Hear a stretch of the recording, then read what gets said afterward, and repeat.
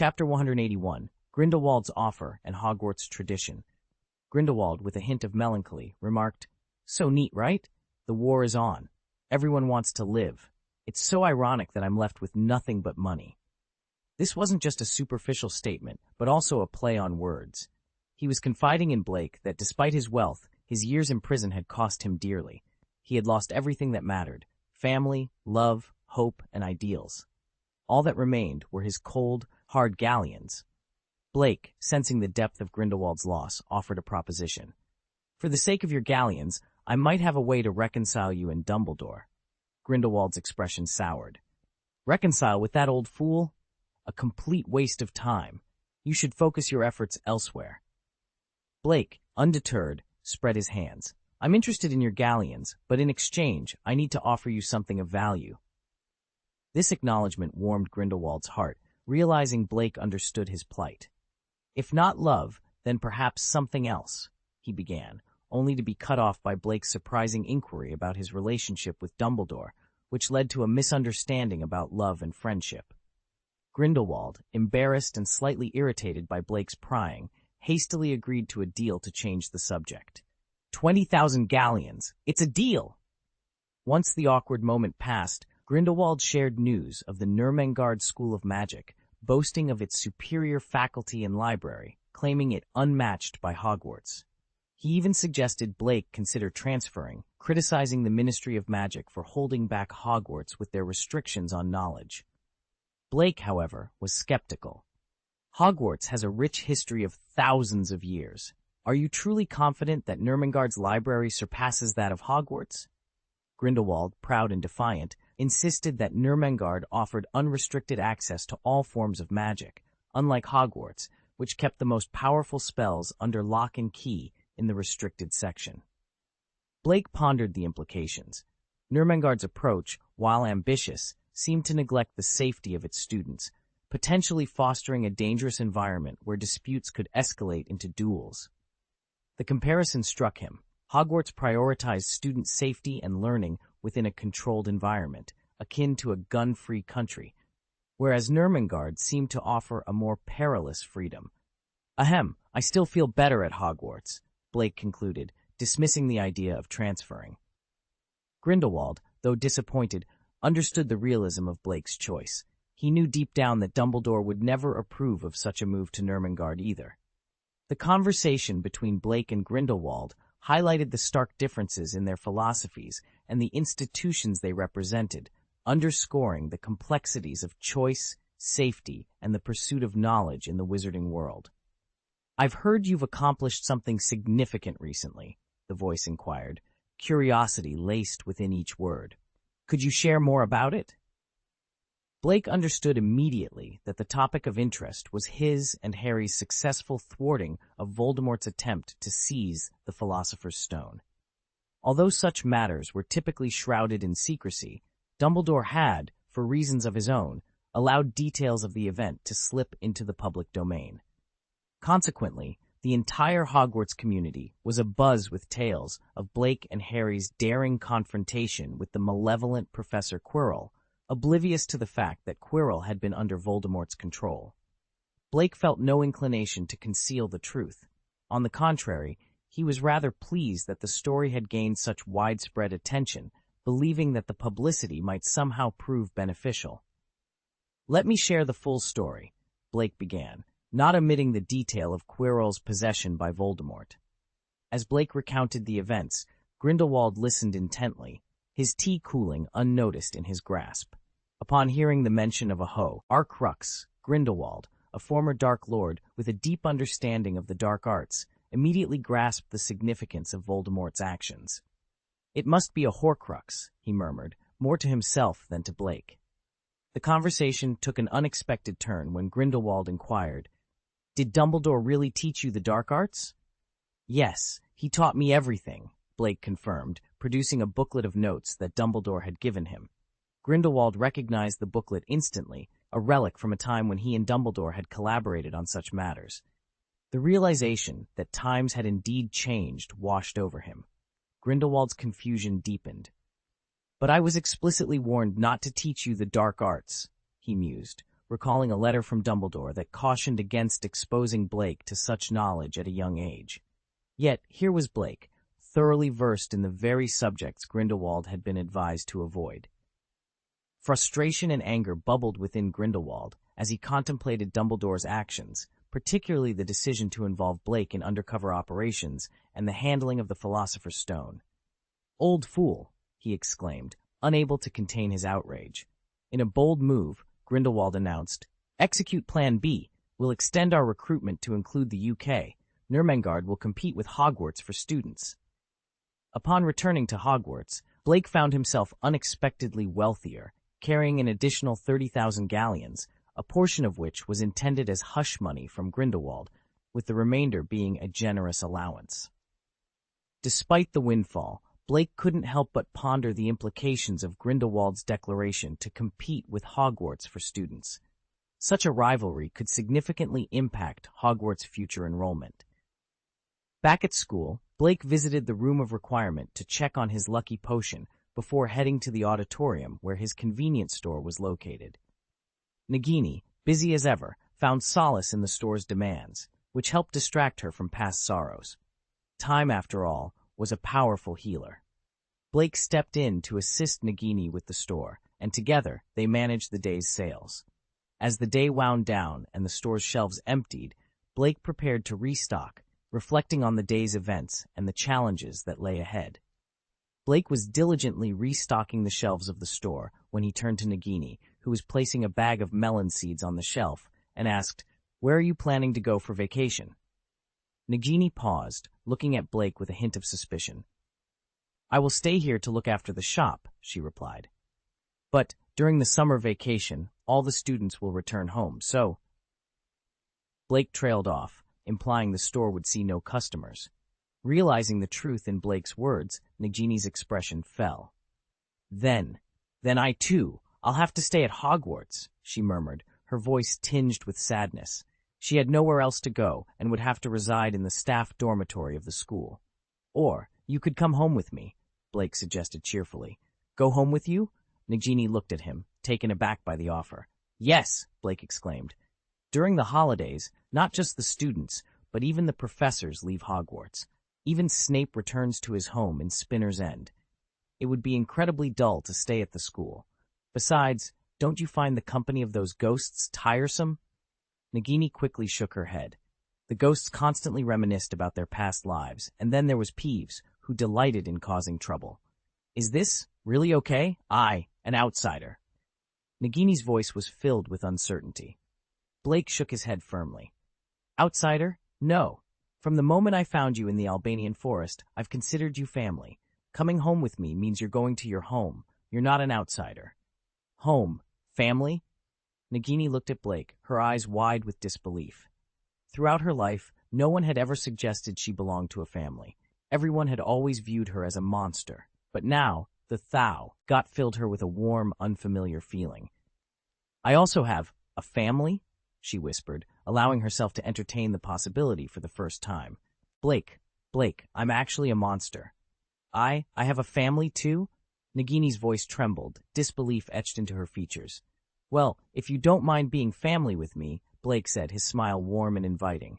Nagini was still in shock, her mind struggling to process the information. Can I clarify?" she stammered. "You mean not just staying at your house during the summer, but actually being part of your family?" Blake's smile broadened. "Yes, I mean you'll be my family from now on. You won't just be staying with us, you'll live with us. You're part of the family now." Seeing Nagini's dazed expression, Blake scratched his head, suddenly feeling uncertain. Maybe this is too sudden. If you're uncomfortable, it's understandable. We can pretend I never mentioned it." "I don't mind," Nagini exclaimed, her eyes shining with excitement. "How could I mind? No one has ever offered me something like this before. You're the first, Blake. You're the first." Blake looked into Nagini's eyes, now moist with emotion, and felt a pang of confusion. His intention had been simple. He saw Nagini's loneliness, a reflection of his own when he first arrived in this world, and impulsively offered her a place in his home. He hadn't anticipated such an overwhelming response. At 13, he worried his abrupt offer might upset her, but her reaction was the opposite. Ding! Surprised and touched emotions detected. Ding! Congratulations to the host for getting a golden treasure chest. Nagini's happiness was evident, even causing a treasure chest to appear in Blake's system notifications. Recalling his own feelings of alienation upon arriving in this unfamiliar world, Blake could empathize with Nagini's situation. The loneliness after waking from a dream, with few allies left, was a feeling he understood all too well. Blake, realizing he was perhaps the best person to understand Nagini, reassured her. It's wonderful that you're willing. You might not know, but I'm usually alone at home during vacations. Having you there would mean I'd have company. Blake tried to lighten the mood, but he couldn't help reflecting on his own situation. Dumbledore, despite being his adoptive parent, was often too busy to provide a real family environment. Holidays were spent in solitude, a stark contrast to the warmth and companionship he experienced in the orphanage. Nagini's initial joy soon gave way to anxiety. But, will your family members agree? She worried. Blake laughed off her concern. Don't worry, Nagini. If he doesn't agree, I'll convince him otherwise. He was confident Dumbledore would see the value in welcoming Nagini, not just for Blake's sake, but considering her unique circumstances. As Nagini's smile returned, Blake felt a sense of accomplishment. He had extended a hand of friendship and family to someone who needed it most, and in doing so, found a kindred spirit. Together, they would face the future, no longer alone, but as part of a new family. Nagini's concerns were unfounded. Even if Dumbledore had objections, Blake was not without resources. He could simply purchase a new home in Godric's Hollow. It would be pleasant to be neighbors. Okay, then you should inform your family ahead of time, Nagini suggested, believing it was essential for Blake to communicate his plans to his family in advance. It would be inappropriate to bring home a stranger and declare them as family without prior discussion. Write a letter? Oh, no need for that, Blake mused, remembering the end-of-term dinner the following night and Dumbledore's expected return. I can just visit the headmaster's office. But we should have mentioned it beforehand. Nagini interjected, worried. Yes, mentioning it in advance is important, but there's no need for a letter, Blake clarified, noticing Nagini's surprise. What do you mean? Is your family at Hogwarts? Yes, Blake confirmed, realizing Nagini was unaware of his connection to Dumbledore. Let's go see Dumbledore. Dumbledore? Nagini echoed, puzzled. Blake explained that he had asked Baker to manage the convenience store while they went to see Dumbledore. As they approached the headmaster's office, Nagini pieced things together. Your guardian is Dumbledore, isn't it? No, that can't be right. Your last name is Green. Nagini hesitated, but Blake reassured her. You're already my family, and it's time you knew the truth. Dumbledore is indeed my guardian. He adopted me from an orphanage. Nagini was taken aback, apologizing for any offense. Blake reassured her, but he realized there was something else he needed to address to avoid future misunderstandings. One more thing, Blake said, leading Nagini through a dimensional door to the Shrieking Shack, a place Dumbledore had cleared for him to learn magic. Inside, he offered Nagini a glass of chilled watermelon juice, preparing to share something significant. I hope, after you learn this, you can still see me as family, or at least a friend, Blake expressed, emphasizing the seriousness of his revelation. Nagini, surprised by the gravity of the situation, reassured Blake of her unwavering support, reminding him of how he had saved her life and given her a second chance. Blake's concern was evident, but Nagini's response was clear. No matter what, she would stand by his side, underscoring the depth of their bond and her commitment to their relationship, regardless of the challenges they might face. Blake's revelation hung heavily in the air, his words laced with a sadness that seemed to seep into the very atmosphere of the room. He looked up to find Nagini's eyes fixed on him, a look of encouragement shining within them, bolstering his courage to continue. Actually, I'm not a human being, but a monster, Blake confessed, his expression somber. Nagini's eyes widened in surprise. But you appear entirely human. Why would you refer to yourself as a monster?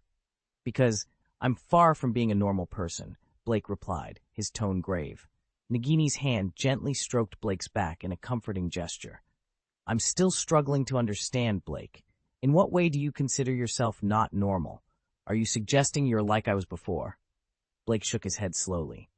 No. I was born in a laboratory. I am an artificial life form. Nagini's initial shock at the revelation of Blake being an artificial creation quickly faded. The circumstances of your birth don't define you. What does it matter? You're human now. But, Blake met Nagini's gaze, a wry smile forming on his lips. Do you know why I was adopted? Why? Nagini asked, curiosity piqued. Because Dumbledore is my biological father, Blake revealed, his voice barely above a whisper. Nagini's reaction was immediate, her shock so profound that she accidentally knocked over the watermelon juice on the table, spilling it onto the ground. After a moment of stunned silence, she regained her composure and continued to offer words of comfort to Blake. Since Dumbledore is your father, and he managed to bring you back, that means you've found a home. Isn't that a positive outcome? Blake's smile was tinged with melancholy. It's complicated. You're unaware of who was responsible for the experiment. Strictly speaking, Grindelwald is also my biological father. The revelation left Nagini speechless, the spilled juice forgotten as the weight of Blake's words settled between them. The complexity of Blake's existence, intertwined with figures like Dumbledore and Grindelwald, painted a picture of a life far removed from the ordinary. Yet, in this moment of vulnerability, the bond between Blake and Nagini deepened, a testament to the power of understanding and acceptance beyond the confines of conventional definitions of humanity. Chapter 183, Dumbledore's Surprise. You mean to say, Nagini began, piecing together the shocking revelation, Grindelwald took his and Dumbledore's blood, and in the laboratory you were created? Blake nodded solemnly. In essence, I'm Grindelwald's son, and I'm aware of your grievances against him, so I don't expect you to see me as family anymore. I was hoping, perhaps naively, that we could still be friends, but I realize now how foolish that sounds. How can I expect someone to befriend the son of their enemy? I was thinking too much. As Blake expressed his feelings of frustration and helplessness, his emotions were palpable, painting a vivid picture of his inner turmoil. Nagini, witnessing his vulnerability, felt a pang of empathy. Despite Blake's lineage, she couldn't imagine abandoning him. Having spent decades in a cursed form, only to be saved and returned to her human state by Blake, her gratitude and bond with him were profound. Blake, still caught in his web of despair, didn't notice Nagini moving closer until he found himself enveloped in a comforting embrace. We're all the same, Blake, Nagini whispered, her voice full of warmth and understanding. We can't choose our origins or the actions of others before we're born. But that doesn't define us. You are not Grindelwald. You are Blake, the person who saved me and gave me a new chance at life. You're unique, and I want to be part of your family, regardless of your heritage. Touched by Nagini's heartfelt words, Blake felt a genuine connection. His earlier performance faded away, replaced by a sincere appreciation for the bonds forming in this new world. Sharing his story had unexpectedly deepened their relationship, highlighting their shared experiences of feeling alienated and powerless over their origins. Is it really possible? Blake asked, hope flickering in his eyes. Even as the son of that man, you'd still accept me as family? Of course, Nagini affirmed, her determination clear. Let's go to Professor Dumbledore now. He might be a great wizard, but he's not the best at caregiving. From now on, I'll be there for you. As they arrived at Dumbledore's office through the dimensional portal, they found the professor engrossed in his studies. Looking up, Dumbledore sensed the seriousness of their visit. Blake, Nagini, what brings you here? Blake took a deep breath. Professor, I have a request. I'd like Nagini to be officially recognized as part of our family. Dumbledore's eyebrows rose in surprise. Nagini, you wish to join our family as well? Yes, Professor, Nagini replied earnestly. I've been informed about Blake's origins, but that doesn't matter to me. He saved my life, and I want to support him, especially since you're often busy. Dumbledore paused, processing their words, then smiled warmly. Nagini, I welcome you into our family with open arms. But before we proceed, are you both sure about this? Nagini nodded, her decision unwavering. Yes, Professor. Blake has shared everything with me. Despite being Grindelwald's son, it changes nothing. I want to be there for him. Dumbledore sighed, a mixture of relief and contentment in his expression. Very well. It's settled then. Welcome to the family, Nagini.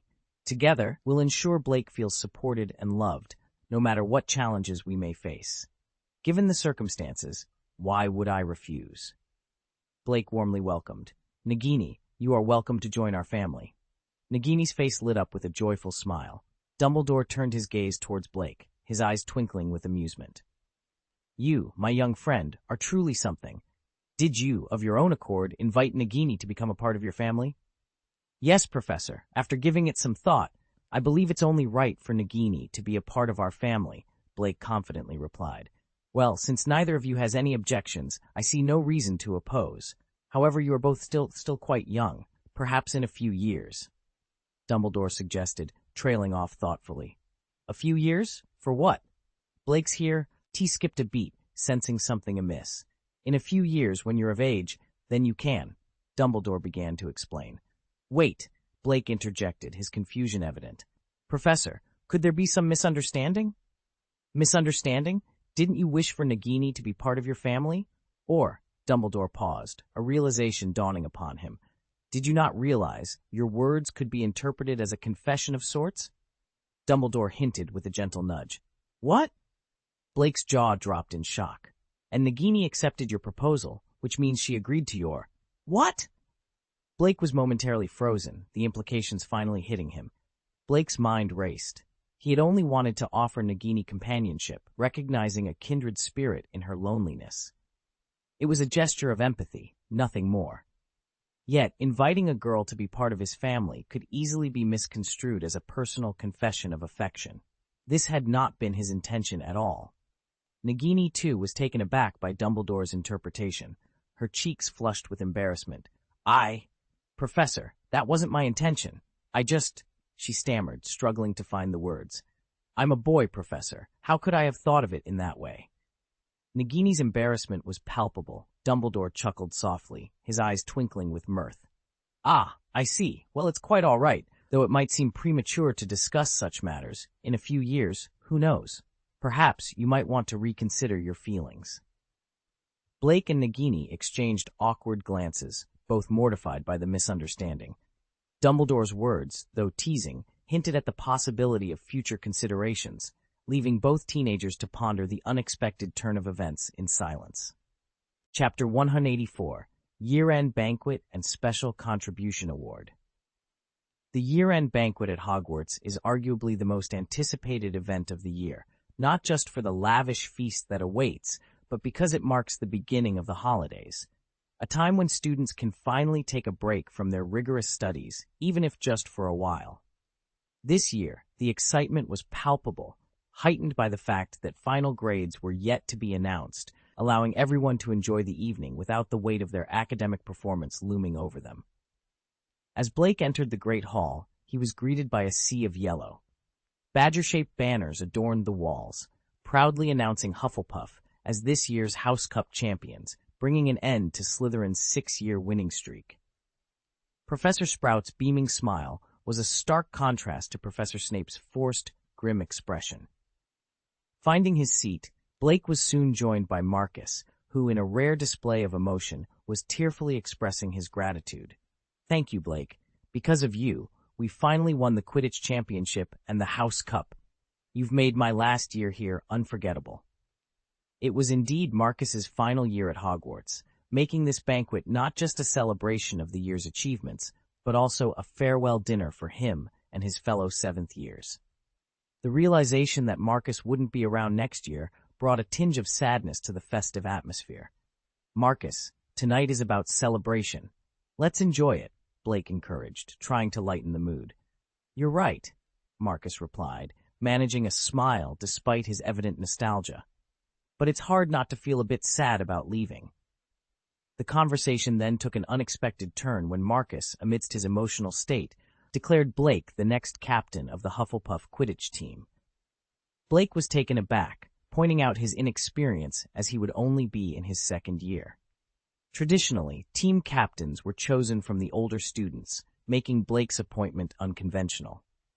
Others might not be able to lead the team convincingly at such a young age, but you're different, Blake, Marcus insisted, a sentiment Cedric seemed to reluctantly agree with, despite his initial reservations. The discussion shifted to tactics, with Blake humorously noting Marcus's simple strategy of having him score while Cedric focused on catching the snitch. It was a lighthearted moment that briefly lifted the mood. Curiosity then led Blake to inquire about Marcus's plans post-graduation. The mood sobered as Marcus shared his disappointment at not securing a tryout with Puddlemere United, a dream that seemed to slip away due to the harsh realities of professional Quidditch. Sensing Marcus's dejection, Blake offered a glimmer of hope.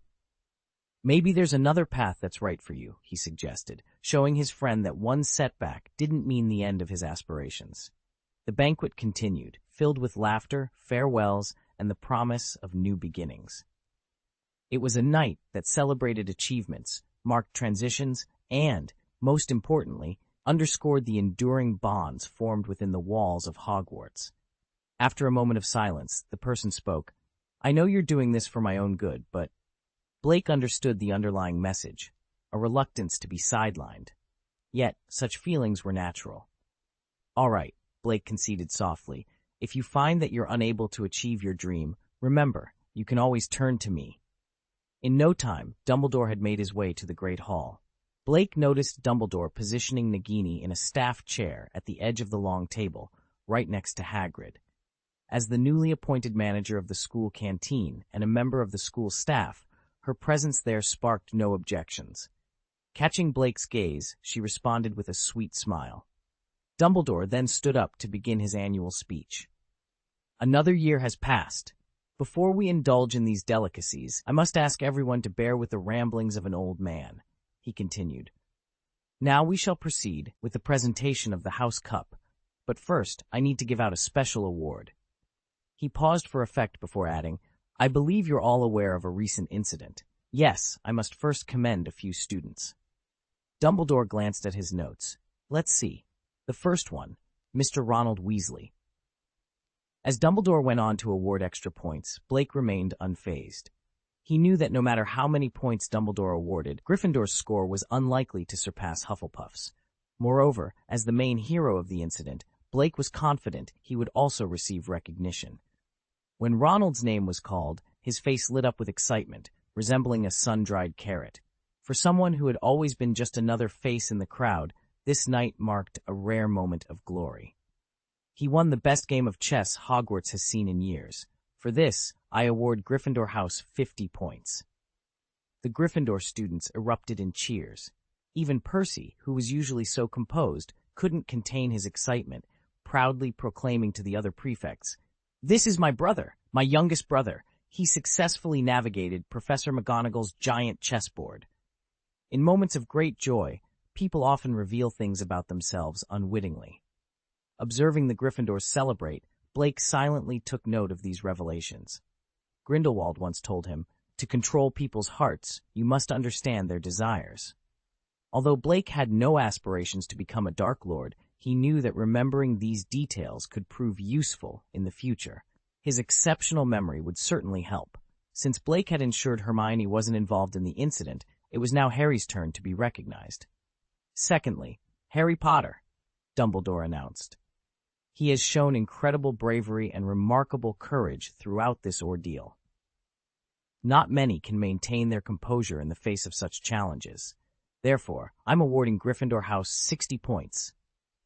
Dumbledore was visibly pleased with Harry's resilience against Voldemort's intimidation, despite the ultimate failure of his plan, a failure that was his own, not Harry's. Thus, he believed the award was well-deserved. The hall erupted into an even louder uproar. According to the original scores, Gryffindor was in last place. It was a well-known fact that Gryffindor frequently found itself at the bottom of the rankings. Now, after a surge of bonus points, Gryffindor's score had leapfrogged over Slytherin's, securing second place. For Gryffindor, surpassing their archenemy Slytherin was a victory in itself.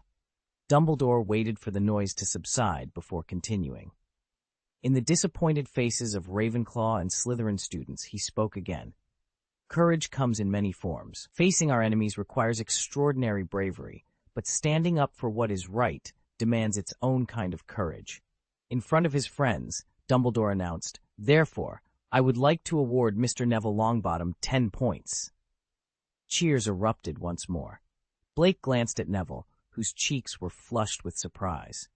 It was unexpected that Hermione hadn't taken part, and yet Neville had stood up to prevent Harry and Ron from sneaking out at night. At the moment, Neville still had a bandage wrapped around his forehead. It seemed Hermione wouldn't be receiving any comfort charms. Blake pondered if Harry and the others might have encountered a physical challenge similar to the swooning place. Surely Madame Pomfrey couldn't instantly heal an injury if it was severe, right? Neville's face was pale, a mix of disbelief and shock. He had never before earned a single point for Gryffindor. Even a young wizard from Hufflepuff, after some thought, joined in the applause for Neville. This was a historic moment for him. As the noise continued, Dumbledore raised his hand, signaling for silence, and tranquility returned to the hall. Then, the last person. I believe everyone knows who it is, Dumbledore continued.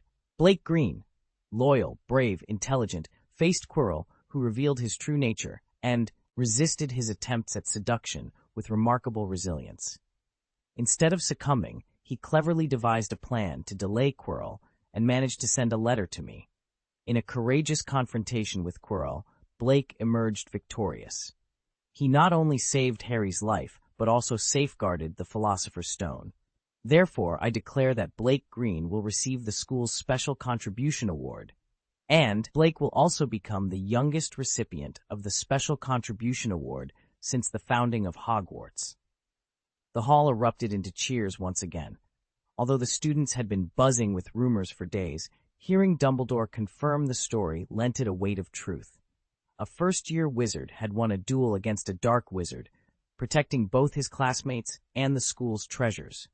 To the young wizards and witches, Blake's story was nothing short of legendary. For a moment, Blake could only hear the continuous beeping of system notifications. He lowered his head, offering a shy smile reminiscent of Newt's, as the hall continued to celebrate his bravery and ingenuity. Chapter 185. Grindelwald, I really passed the driver's license test. Believe me. Blake always maintained a cheerful disposition, but even he couldn't deny that this night was exceptionally magical, surpassing any other in his life. The end-of-year banquet had just concluded, and students were beginning to retreat to their dormitories for some well-deserved rest. Amidst the dispersing crowd, Nagini sought out Blake. Given her role as the manager of Blake's convenience store, her seeking him out raised no eyebrows. However, Blake had been avoiding Nagini ever since the headmaster's playful comments. Embarrassed by the misunderstanding that had almost led to Nagini becoming his child bride, Blake had taken to hiding. Despite his usually thick-skinned nature, the thought of their near mishap made him cringe internally. Thus, he had adopted an ostrich-like strategy, hoping the awkwardness would dissipate with time. Unexpectedly, Nagini took the initiative to confront him. Upon their arrival at the Shrieking Shack via a dimensional portal, Blake immediately tried to address the elephant in the room. Nagini, I didn't mean to avoid you, and I'm not going back on my word. I already consider you my family, he confessed, guilt lacing his words. Nagini responded with a sweet smile. Blake, I understand. Professor Dumbledore was only joking. I don't mind as much as you think. Blake sighed in relief, but couldn't shake off a tinge of disappointment. Deep down, he had hoped Nagini would care, even just a little. You know, I now possess the full power of the serpent, which means my lifespan will be significantly extended. And you, being born from alchemy, share a similar fate, Nagini shared, her voice softening. Dumbledore suggested that we could support each other in the future. After you left that day, he proposed that I could be your sister. But I didn't agree immediately. It's your choice, Blake. If you want me as your sister, then so be it. But regardless of what the future holds, I will always protect you, Nagini declared, her cheeks flushed with determination. Blake's spirits lifted at her words, the gloom that had clouded his mood dissipating instantly. The announcement of the final grades soon followed, with Blake, Hermione, and Cassandra tying for first place. Hermione and Cassandra understood that Blake's equal standing was due to the scoring system's cap. A perfect score was 100, and Blake was the kind of student who consistently achieved this, despite occasionally needing help with his homework. As the term concluded, students found their belongings magically packed and received notifications reminding them not to use magic during the holidays. Blake, with his unique circumstances, including possession of 2 wands and residence in Godric's Vale, faced no such concerns. After ensuring Nagini and Baker were safely sent home through the dimensional gate, Blake, valuing tradition, opted to return home via the Hogwarts Express. During the journey, he caught up with his friends' holiday plans. Hermione was excited about a family trip, though the destination was undecided. Cassandra, on the other hand, seemed less enthusiastic about her travel plans. Penello planned to visit the Ilvermorny School of Witchcraft and Wizardry's library, a decision that Blake thought was very much in line with Ravenclaw's thirst for knowledge. An old friend expressed his desire to continue being a father figure to Blake, honing his culinary skills under the tutelage of Tom, the owner of the Leaky Cauldron. Meanwhile, Big Black Bob returned to his hometown, promising to bring back a pair of African lions for Blake. Blake welcomed the idea, as he possessed a unique method that allowed ordinary animals to undergo evolutionary advancements. With more ferocious animals at his disposal, Blake anticipated new avenues for research. When asked about his holiday plans, Blake's response was succinct. Expedition. He believed in embracing life's challenges and was always eager to explore the unknown. Even without specific destinations in mind, Blake was determined to seek out perilous adventures. He was particularly intrigued by the mythical creatures of the East, such as the Qilin and Zowu, and the rumored use of unicorn blood in potions for preserving beauty. Eager to procure such ingredients for Nagini, Blake was resolved to embark on an expedition to the East, whether this year or the next. As the Hogwarts Express returned to platform 9 3/4, Blake and his companions, now dressed in Muggle attire, prepared to blend in with the crowd. Blake's transformation from wizard robes to a stylish suit was effortless, drawing admiring glances from onlookers and causing Cassandra to feel a twinge of jealousy. To avoid drawing undue attention, they exited the platform in small groups, making their way to King's Cross Station. Blake noticed Uncle Vernon begrudgingly assisting Harry with his luggage, while Hermione bid farewell before joining her parents. Cassandra expressed regret that they couldn't visit her family's manor during the holidays, to which Blake responded with a promise to be available should she need his assistance in the future. Outside the station, a flamboyant convertible classic car caught their attention. Behind the wheel was Grindelwald, looking dashing in sunglasses, and beckoning to Blake with a playful gesture. Despite Blake's composure, the sight of Grindelwald driving such a valuable classic car was astonishing. The car's appearance and the reactions of passers-by indicated its immense worth, suggesting it belonged in a museum rather than on the streets. Attempting to explain Grindelwald's presence to Cassandra, Blake awkwardly introduced him as a friend of Professor Dumbledore. As he approached the car, Grindelwald boasted about the vehicle, leaving Blake to wonder if it had been acquired through less than legitimate means. Some car museum? Blake asked suspiciously. Robbery? No, I would never engage in such disgraceful behavior, Grindelwald retorted with a hint of pride. I never have to take what I want by force. People often bring things to me voluntarily. He gestured towards the passenger seat. Come on, I'll take you home. With no other options, Blake reluctantly opened the car door and got in. So, you can drive? He inquired, eyeing Grindelwald, who was now gripping the steering wheel with a confident smile. Of course. I've always been fascinated by Muggle inventions, Grindelwald boasted. Even though they lack magical knowledge, I must admit their technological advancements can sometimes be as wondrous as magic itself. It doesn't look too bad, Blake commented, allowing a smile to break through. Indeed, it was a gift from someone long ago, but I've never actually used it until now, Grindelwald admitted. Never before? Blake asked, securing his seatbelt. Wait, do you even have a driver's license? Though, asking that seems rather foolish. It seemed improbable that someone of Grindelwald's stature would undergo the mundane process of obtaining a driver's license. To Blake's astonishment, Grindelwald cheerfully responded, Of course, I acquired my driver's license 60 years ago. Really? That's impressive. Blake couldn't hide his surprise. Shall we depart then? Grindelwald suggested, eager to start the journey. However, a moment of confusion ensued as the car failed to respond to his attempts to accelerate. Why isn't it moving? He muttered, fumbling with the controls, causing Blake to feel a growing sense of unease. Could it be you haven't actually started the engine? Blake ventured, reaching over to turn the key. The engine roared to life, much to Grindelwald's embarrassment. Ahem, it simply slipped my mind. You see, it's been years since I last handled a car, Grindelwald explained, trying to salvage his dignity. Let me guess, when you took the driving test 60 years ago, did you use a confundus charm on the examiner? Blake asked, half joking. Absolutely not, Grindelwald responded indignantly, only to casually add, I used the Imperious Curse instead. Blake were, as momentarily taken aback, unsure how to react to Grindelwald's nonchalant admission. Chapter 186, Blake, Professor, is my dismissal a big deal?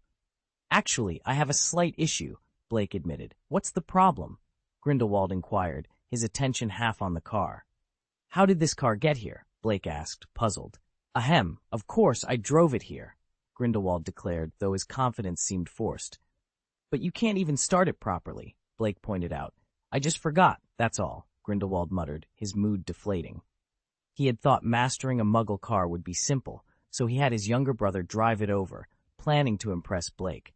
However, it was becoming clear that driving was not as straightforward as he had hoped. Why isn't the light moving? He grumbled under his breath. Maybe? You should let the actual driver come out, Blake suggested, unable to hide his amusement. The car was in neutral, and Grindelwald was haphazardly pressing the accelerator. No, this car only has 2 seats, Grindelwald protested, realizing too late his slip of the tongue. Fine, let's just use magical means to get you back, Grindelwald conceded, his frustration evident. He had wanted to show off and enjoy the drive, but that plan was quickly falling apart. Blake scratched his head. How about I give it a try? You know how to drive? Grindelwald asked, eyeing Blake with suspicion. Of course I do. I can even operate an excavator, Blake boasted, his confidence surprising Grindelwald. Do you really know how, or are you just bluffing? Grindelwald asked, still bewildered. Why would I lie to you? Blake replied, prompting Grindelwald to reluctantly exit the car and switch seats with him. Blake's proficiency in driving, a skill rewarded by the system, did not disappoint. Although it had been over a decade since he last drove, the moment he touched the steering wheel, a familiar sensation returned. It was as if he had been driving for decades. Fasten your seatbelt, Blake instructed as he adjusted the seat to accommodate his 11-year-old frame. Hold on, he warned before the car lurched forward with a series of mechanical noises. Oh, Grindelwald couldn't help but exclaim, his excitement palpable despite the earlier embarrassment. Driving a Muggle car was proving to be quite thrilling. Blake's driving skills were impressive, equivalent to those of a junior racer. While he might not be ready for professional racing, street racing seemed well within his capabilities. Where did you learn to drive? Did you also take a driving test? Grindelwald asked, curious. Please, how could I possibly get a driver's license at my age? Blake responded, his tone a mix of amusement and exasperation. Then how are you so skilled at driving? Grindelwald pressed. Don't question a genius, Blake retorted, not wanting to delve into the specifics. Just know that I'm not ordinary. Grindelwald watched as Blake expertly navigated through traffic, his own hands gripping the seatbelt tightly. He recalled how effortlessly Blake had taken to flying on a broom and realized that mastering a Muggle car was likely just as easy for him. Having grown up in the Muggle world, Blake must have picked up driving by chance. This revelation eased Grindelwald's mind, accustomed as he was to underestimating the Muggle world, and he no longer doubted Blake's extraordinary driving skills. Their ride was exhilarating, but there was one oversight. They were in a convertible, making it blatantly obvious to everyone that the driver was a mere child. And then, the inevitable happened. The vehicle in front, stop immediately, a voice commanded over a loudspeaker. Pull over, turn off the ignition, came another order. Soon, several police cars with blaring sirens were trailing Blake. Are they chasing us? Grindelwald wondered aloud, a hint of excitement in his voice. Are they looking for a race? He mused, misunderstanding the situation entirely. Grindelwald's enthusiasm was palpable as he exclaimed, Let's see who's faster. If you hadn't resorted to using the Imperious Curse during the driving test, you'd know those are traffic police. Blake immediately regretted getting into Grindelwald's car. Traffic police? What are those? Oh, look, horses. Indeed, the British traffic police were known to patrol on horseback, but of course, they couldn't hope to catch up with Blake's car. A traffic policeman is an officer responsible for enforcing the rules of the road, Blake explained through gritted teeth as he executed a tight turn into a narrow street, the car drifting slightly. Cool, Grindelwald exclaimed, misunderstanding. You mean the police? Ah, I understand now. They're like Muggle-aurors, right? But why are they chasing us? Grindelwald was genuinely curious, his face numb from the wind yet filled with excitement. He had always found Blake intriguing, and rumors even suggested a blood relation between them. For Grindelwald, having the opportunity to engage in a thrilling street race with Blake was a joy in itself. I'm underage, I don't have a driver's license, and we're speeding, Blake exclaimed in frustration. Don't let them catch us, he added, maneuvering through several more streets until they finally lost the pursuing officers. However, their relief was short-lived as they soon encountered more traffic police. I said, "Where's your wand?" Blake asked, noticing Grindelwald's carefree demeanor and feeling a surge of irritation. Huh? What for? Are you planning to use magic? Grindelwald asked, puzzled. Don't just sit there. Help me, Blake pleaded. Help? With what? Cast a confundus charm, quickly. Blake was on the verge of losing his patience. Oh, I don't need a wand to cast the confundus charm, Grindelwald replied nonchalantly. I know you're powerful, but please hurry. How else are we going to get home with them chasing us? Blake was nearly at his wit's end. Reluctantly, Grindelwald cast the charm, and soon the Muggle traffic police found themselves unable to locate their target. Blake sighed in relief and slowed down the car, while Grindelwald expressed his disappointment. It's a shame, really. That was quite exhilarating, wasn't it? Blake rolled his eyes. You had me, an 11-year-old, driving and evading the traffic police. This is absurd. You think we're in Los Santos or something? Grindelwald, intrigued, asked. Where is Los Santos? Is that a common occurrence there? Blake could only shake his head in disbelief. Their journey to Godric's Valley, in the southwest of England, was still far from over. According to Blake's calculations, it would take them at least 3 to 4 hours to arrive. This, however, suited Grindelwald just fine, as he cherished the time alone with Blake. Despite understanding Grindelwald's intentions, Blake didn't object. The thrill of the adventure was too enticing to pass up. However, their drive took a turn for the worse when Grindelwald insisted on taking the wheel. The result was a series of mishaps, including hitting a hill 3 times and crashing into a ditch twice. Blake could only commend Grindelwald's proficiency with the repairing charm and the memory charm, given the circumstances. Eventually, Grindelwald managed to drive the car without further incidents until they reached Godric's Valley. It was getting late, and from a distance, Blake could see Dumbledore and Nagini waiting at the doorstep, causing his heart to skip a beat. Grindelwald, unfazed, even attempted a small drift as they approached Dumbledore's house, only to crash into the fence. Gee, old fool, Dumbledore exclaimed, holding back from using Grindelwald's name due to its sensitivity. This outburst was enough to shock Nagini, who had never heard Dumbledore swear before.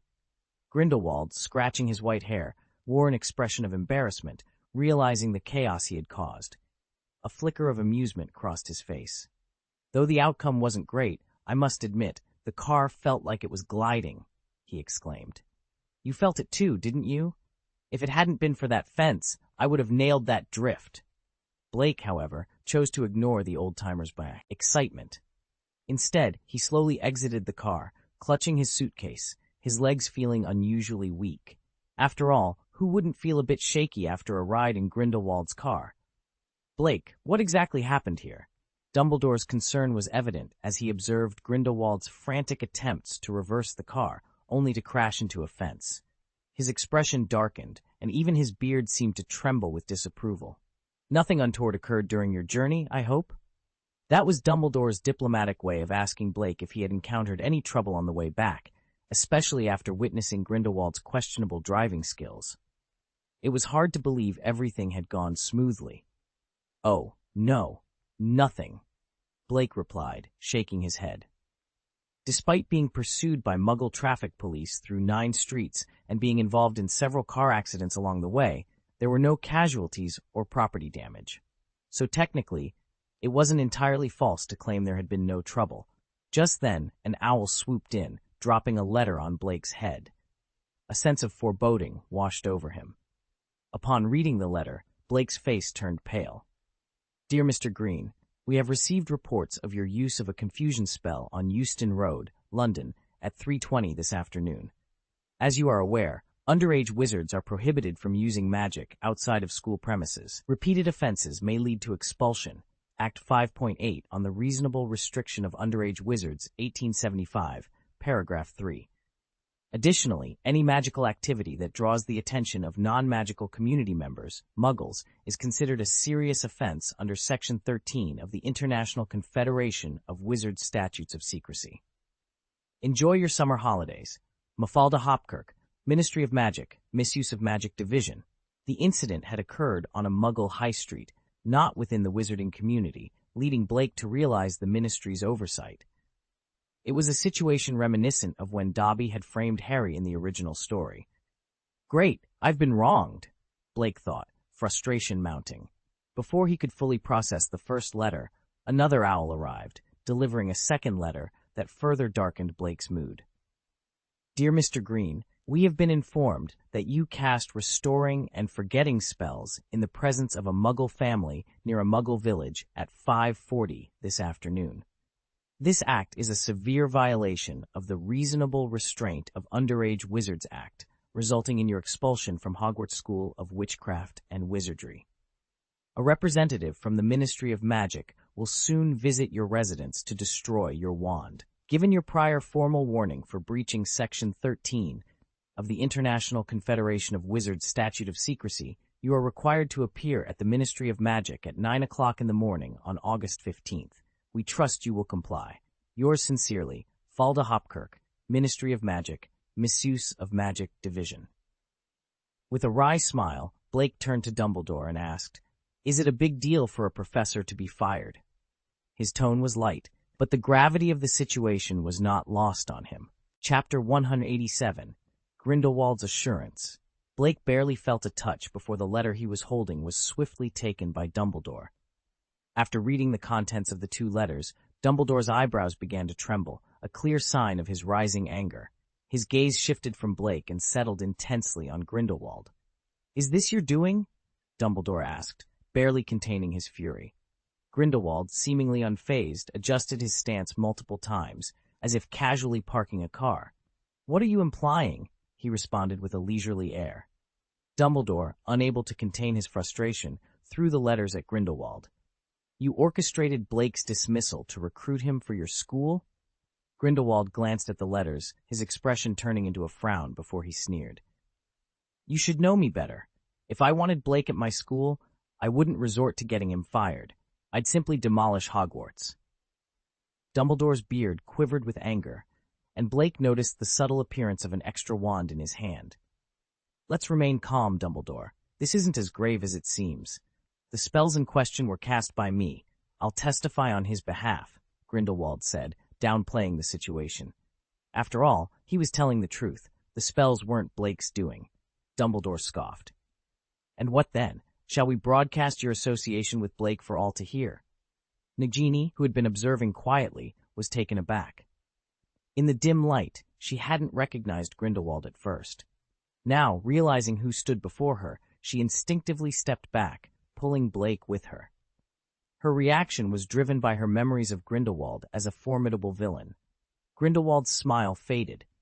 The misunderstanding of his intentions, especially by Dumbledore, was troubling. Dumbledore himself was not overly concerned until he considered Grindelwald's involvement. The revelation of Blake's connection to Grindelwald could invite unnecessary complications. After all, Dumbledore had adopted Grindelwald's son, and their recent dealings had already sparked rumors. "Am I perceived as that dishonorable?" Grindelwald retorted, visibly annoyed. Dumbledore replied sharply, "Are you unaware of the danger you pose to Blake? Revealing your relationship could put him in jeopardy." Grindelwald sighed. "Fine, I'll find a scapegoat. We'll claim Blake was with this person who cast the spells. Blake and I will be absolved of any involvement. Agreed?" Dumbledore remained silent, his hesitation evident.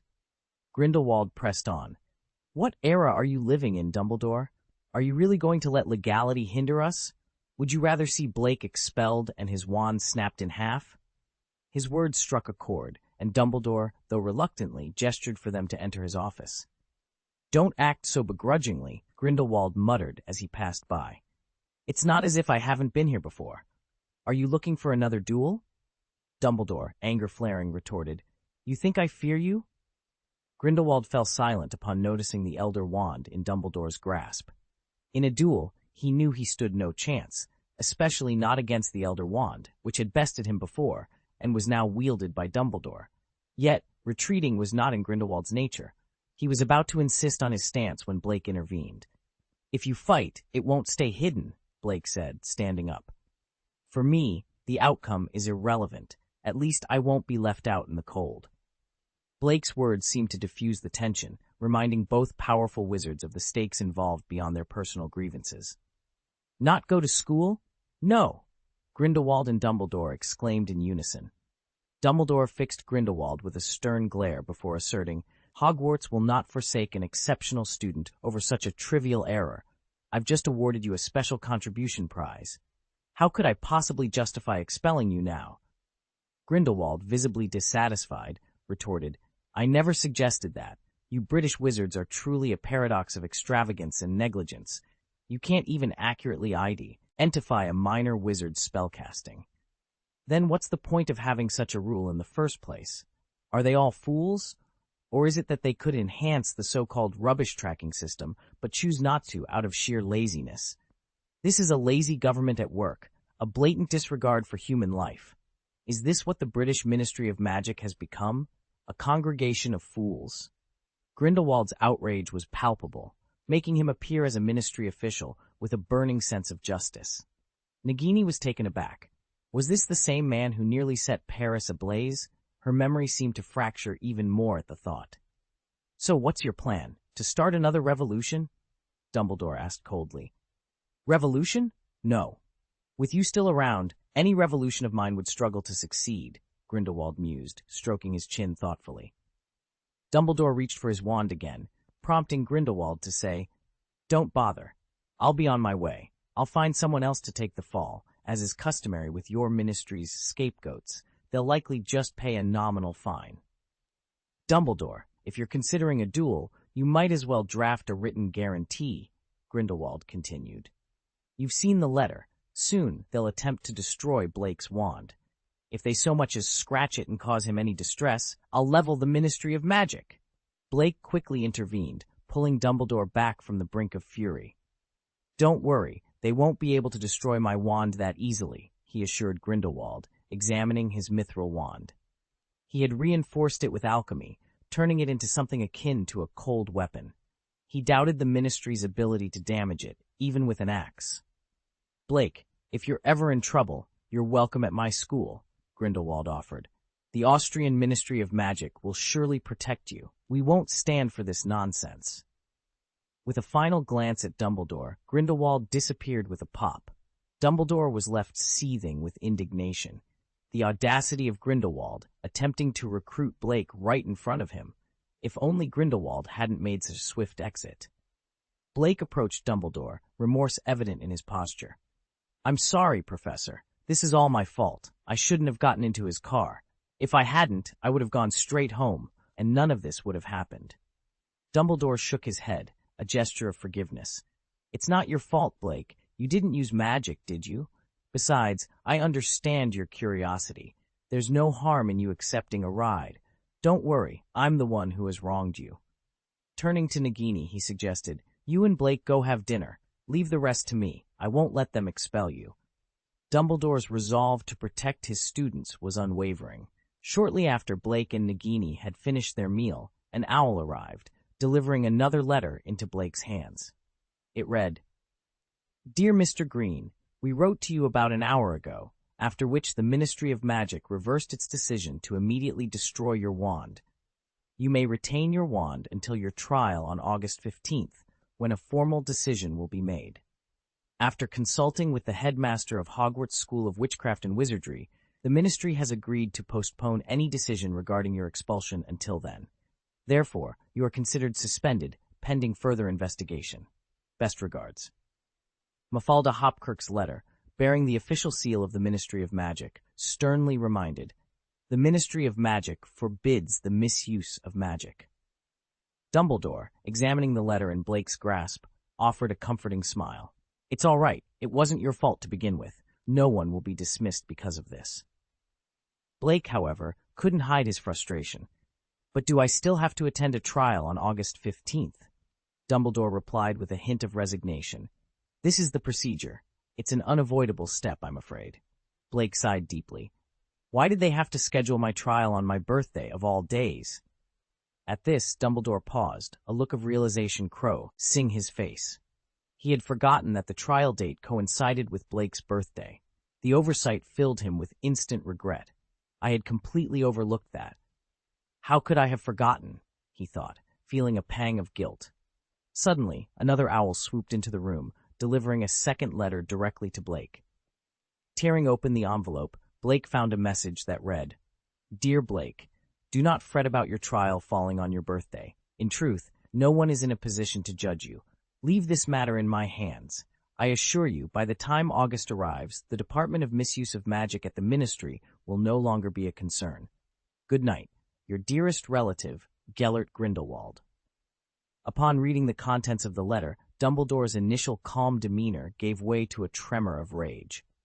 "That old fiend! What is he plotting now?" he exclaimed. That night, Dumbledore found himself compelled to leave the house, driven by a pressing need to uncover the truth behind Grindelwald's cryptic message.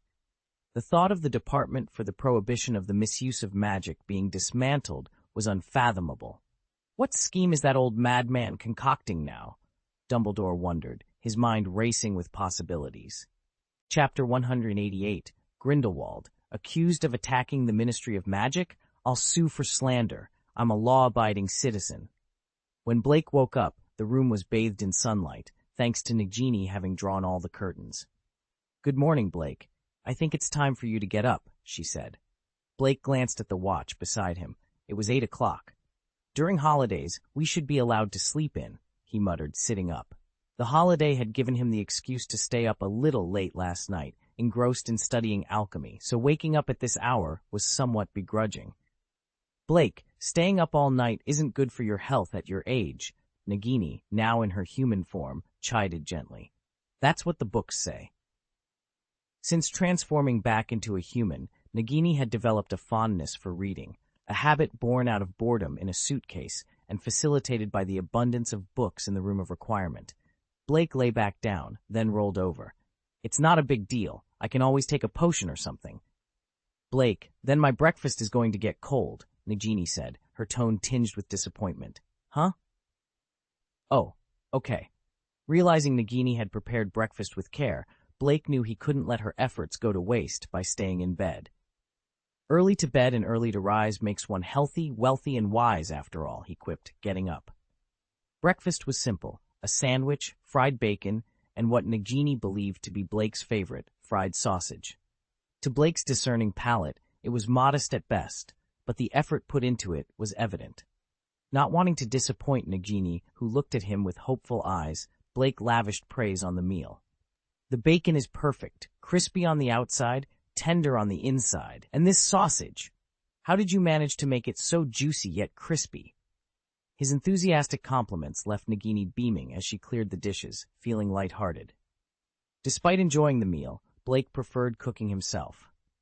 "I'll let you try my cooking at noon," he declared, smoothly taking back control of the kitchen, much to Nagini's willing acceptance. As Nagini hummed a tune, happily tidying up, Blake stepped outside and immediately noticed Grindelwald's flamboyant sports car. Grindelwald had driven it recklessly the night before, leaving it parked in front of Dumbledore's house without even removing the keys. Blake was thankful that Godric's Vale was a wizarding community. Otherwise, the car might have been stolen. Observing the fence mostly destroyed by Grindelwald's car, Blake couldn't help but scratch his head, relieved that he hadn't planted any precious herbs there. That old fellow Grindelwald, driving in the middle of the night without lights, he mused, starting the car and reversing it out smartly before stopping to repair the damaged fence with his wand. "Blake, are you going to use magic?" Nagini asked worriedly. But you can't use magic outside of school. It's all right, Nagini. We're in Godric's Vale, Blake reassured her. This valley is home to many wizards, so using magic here won't trigger the Ministry of Magic's trace.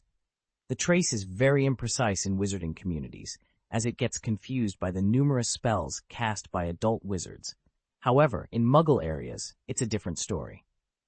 Blake decided to use the custom wand provided by the system, just to be safe. With a flick and a swish, the fence was as good as new, demonstrating the effectiveness of the repair spell and his growing proficiency in magic. Repaired by Grindelwald's destruction last night, the damage was completely undone by Blake, leaving no evidence of the chaos that had ensued. Blake, I've never encountered a young wizard as talented as you. Nagini expressed her admiration genuinely. Compared to a first-year student, even someone as skilled as Hermione could only mend minor objects. The extensive repair work Blake accomplished was beyond the capabilities of most young wizards. Noticing the envy in Nagini's eyes, Blake smiled warmly.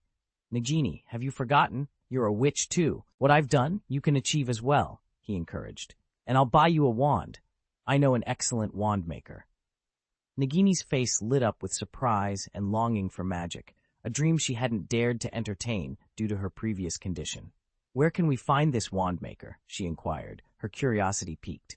In Diagon Alley. It's where all young wizards go to find a wand that chooses them, Blake explained, retrieving his car keys. Nagini hesitated. How much does a wand cost? She asked, her voice laced with concern as she fumbled with her purse, worried about the expense. Blake laughed off her concern. Why worry about the cost? Did you think I couldn't afford to buy you a wand? He teased. No, it's not that. I just wanted to pay for it myself, Nagini replied, still nervous. Blake reassured her. This is my gift to you, Nagini. You shouldn't have to spend your own money. With a flick, his levitation cloak transformed into a set of wizard robes suitable for their outing. Let's go, he said, his smile broadening. To buy a wand? Right now? Nagini was taken aback. Of course, Blake affirmed.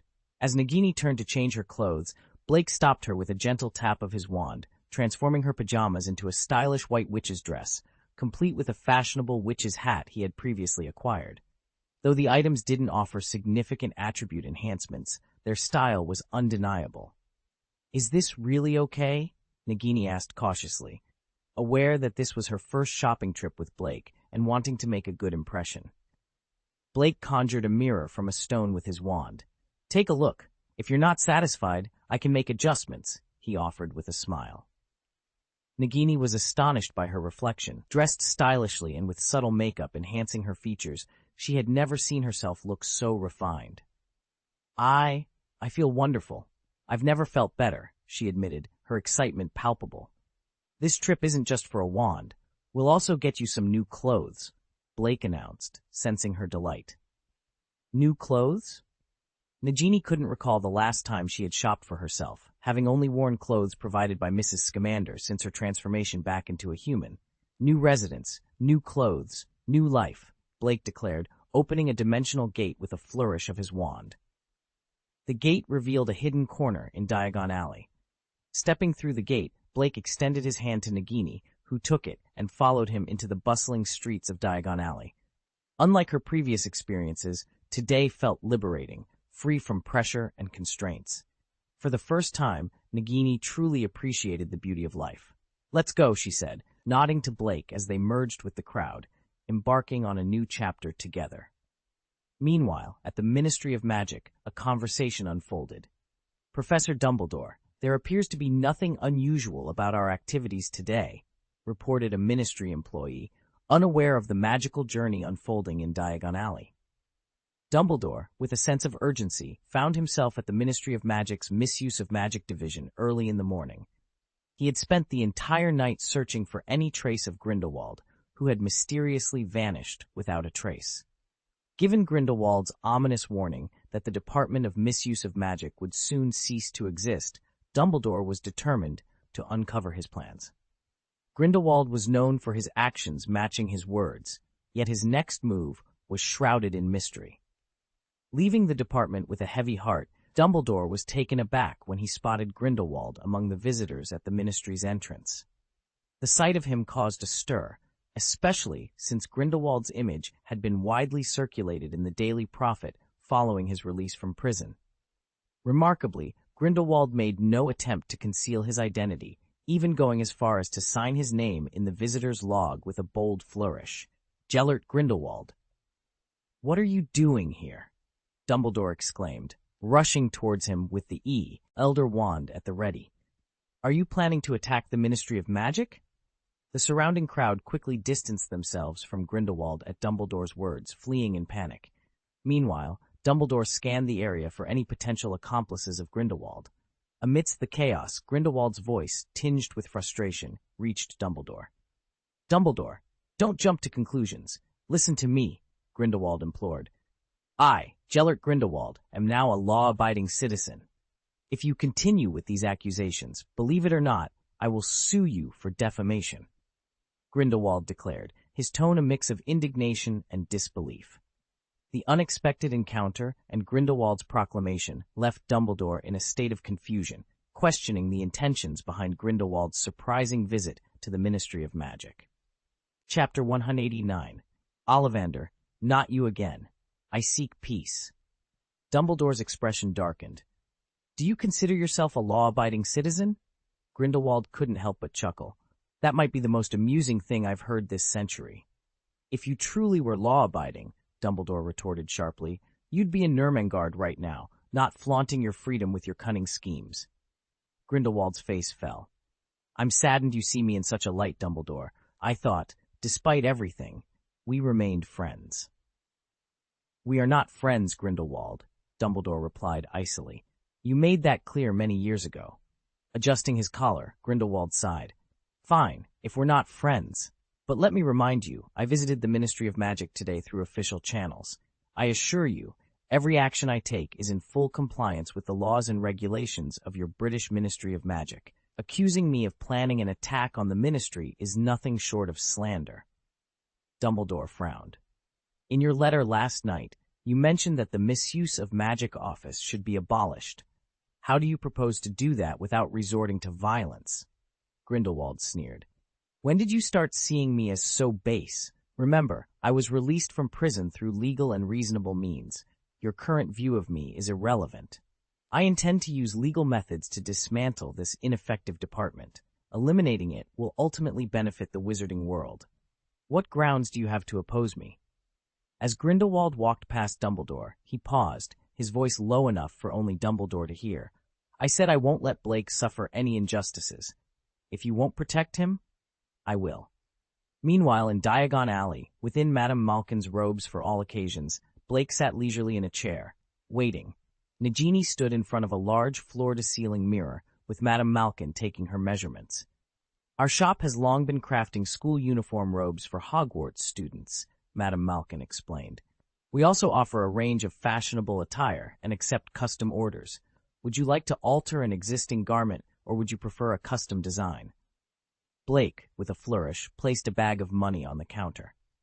"Custom designs, 10 sets for each season, spring, summer, autumn, and winter. Consider any extra as a tip."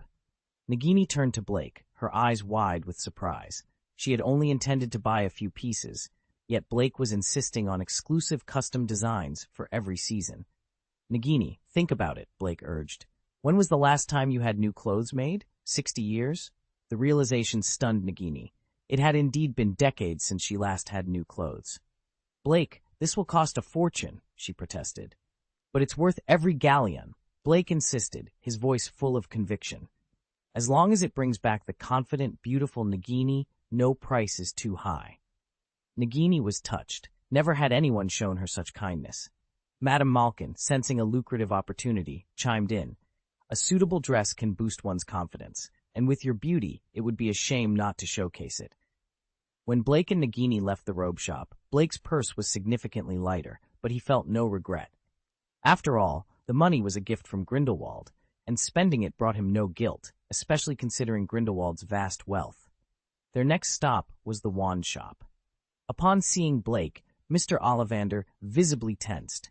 To him, Blake was a notorious wand destroyer, a reputation he couldn't easily forget. That day, Ollivander had painstakingly collected the remnants of dozens of wands, each loss piercing his heart as if he had lost his own children.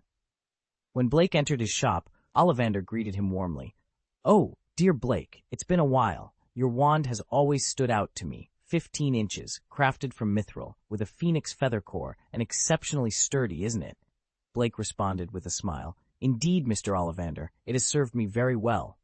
Ollivander, visibly relieved to hear this, inquired further, "So it's still functioning well? No issues?" "Absolutely, Mr. Ollivander. It's proven to be quite resilient," Blake affirmed, his satisfaction evident. Ollivander's anxiety eased, knowing the wand he had crafted with such care and effort was performing as intended, especially since its creation had been a fortunate accident. "Then, what brings you here today?" "Wand maintenance?" Ollivander asked, hopeful. "Actually, I'm looking to purchase a new wand," Blake revealed, causing Ollivander to nearly lose his balance in shock. "You? I'm sorry. Could you repeat that?" Ollivander stammered, disbelief coloring his tone. Blake clarified, "I said I'm here to buy a new wand." Regaining his composure, Ollivander offered, "Would you like to try out some options then?" The mention of trying out new wands seemed to drain the color from Ollivander's face, recalling the last time Blake had tested wands in his shop. "Or perhaps I could craft one especially for you. But may I ask, why the need for a new wand?" Blake noticed Ollivander's distressed look and quickly explained, "You've misunderstood. The wand isn't for me." Ollivander's spirits lifted instantly. "Oh, not for you? That's a relief." His gaze then shifted to Nagini, who stood quietly behind Blake. "Is the wand for this lady?" he asked, his curiosity piqued. "Yes, she's my best friend. Due to certain circumstances, she's only recently reconnected with the magical world, and I'd like to purchase a wand for her," Blake explained. Without further questions, Ollivander enthusiastically agreed. "No problem at all. Choosing an Ollivander wand is always the right decision. Now, miss, please come forward so we can take your measurements." Nagini approached, a bit shyly, and introduced herself. Ollivander, using a magical tape measure, began to take her measurements, noting that the process differed slightly since she wasn't a typical young wizard. After selecting a few potential wands, he presented a pure white wand to Nagini. Aspen, 10 2/3 inches, with a unicorn hair core, known for its gentleness. Give it a try. Encouraged by Blake's supportive smile, Nagini waved the wand, only for it to explode with a loud bang, transforming into the shape of a petunia. Both Nagini and Blake were taken aback, unsure of what had just happened, while Ollivander turned pale, witnessing the unexpected outcome. Another one!" Ollivander exclaimed in disbelief as he handed another wand to Nagini. This time, he skipped the usual introduction of the wand's specifications and simply instructed, "Wave it and see." Boom! Crack! Nagini stood bewildered, wand fragments scattered at her feet. Ollivander slowly raised his eyes to meet Blake's. "The same as you?" he asked. Blake scratched his head, a sheepish expression on his face. "Not exactly the same, Mr. Ollivander," he admitted. "You see, she doesn't possess the same level of strength I had back then," he added with a wry smile. Ollivander was speechless, his mind reeling from the shock. After a moment of stunned silence, he murmured, "Oh, dear Blake, I never imagined I'd witness this again in my lifetime. Honestly, I was hoping for a bit of peace." Nagini watched the exchange, her face etched with guilt. She knew she had inadvertently destroyed Ollivander's wand.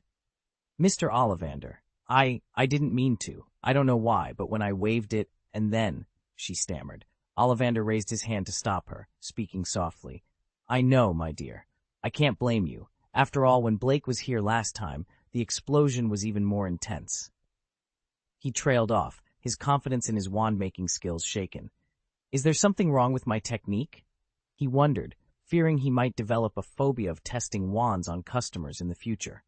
Blake, reflecting on his own experiences, then realized something crucial about Nagini. She is, in essence, a magical creature in human form. Even without transforming into a snake, she possesses all the attributes of a giant serpent: strength, defense, and magical powers, albeit not as potent as mine, but significant nonetheless. Feeling responsible, Blake turned to Ollivander and apologized. "I'm sorry, Mr. Ollivander. I should have been more considerate." He then left 100 galleons on the counter as compensation for the emotional distress caused. As they exited the wand shop, Nagini expressed her remorse. I didn't mean to, Blake. It's not your fault, Nagini, Blake reassured her, noticing her distress. With a comforting smile, he offered, let me help you craft your own magic wand. Chapter 190, Grindelwald. Everything I do is to protect that child. Minister, Professor Dumbledore has arrived to see you, announced the secretary to the Minister of Magic, Cornelius Fudge, shortly after materializing from the ministerial fireplace. He rushed over to deliver the message. Oh, Albus is here? Please invite him in. Cornelius Fudge, increasingly consumed by his lust for power, still lacked confidence in his own abilities. Thus, he highly valued Dumbledore's opinions. The secretary hesitated. What's the matter? Fudge inquired, a note of suspicion in his voice. Why the delay? It's not the first time Albus has visited. Next time, just have him come to the office and wait for me. Fudge's irritation was evident, prompted by the secretary's hesitation. The secretary, sensing Fudge's growing annoyance, quickly explained, the thing is, Professor Dumbledore didn't come alone. Oh? Who's with him? Fudge asked, taking a sip of the coffee his secretary had provided. Grindelwald. Fudge choked on his coffee, spraying it across the secretary's face. Who? Who did you say? It's Grindelwald, Mr. Minister, the secretary repeated, unfazed by the coffee incident. In fact, her initial reaction to the news had been even more dramatic than Fudge's. The name Grindelwald was still a sensitive topic, its power undiminished by time. Had it not been for the secretary's assurance that Grindelwald was accompanying Dumbledore, Fudge would have already called for the Aurors to be put on high alert. Cough! Cough! Fudge, regaining his composure and casually waving his wand to clean the coffee stains off the secretary, managed to keep his tone calm. Let them in. After a short while, there was a knock on the door of the minister's office. Please come in, Fudge said, standing up to greet his guests. He always made an effort to appear humble whenever Dumbledore visited, aware of his need for Dumbledore's wisdom. However, this time, it wasn't Dumbledore who entered first, but a strangely familiar yet unfamiliar elderly man. Strange because they had never met, familiar because his face had been featured in the Daily Prophet numerous times. Good morning, Minister Fudge. Grindelwald extended his hand in greeting, his demeanor surprisingly warm. Fudge had expected a former dark wizard like Grindelwald to be cold and intimidating, not approachable and friendly. This unexpected demeanor significantly eased Fudge's apprehensions.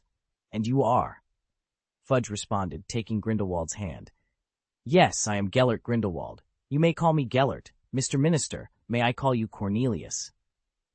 Oh, of course, Fudge replied, taken aback by Grindelwald's amiable presence, which was far from the menacing figure he had imagined. Instead, Grindelwald's presence was almost refreshing.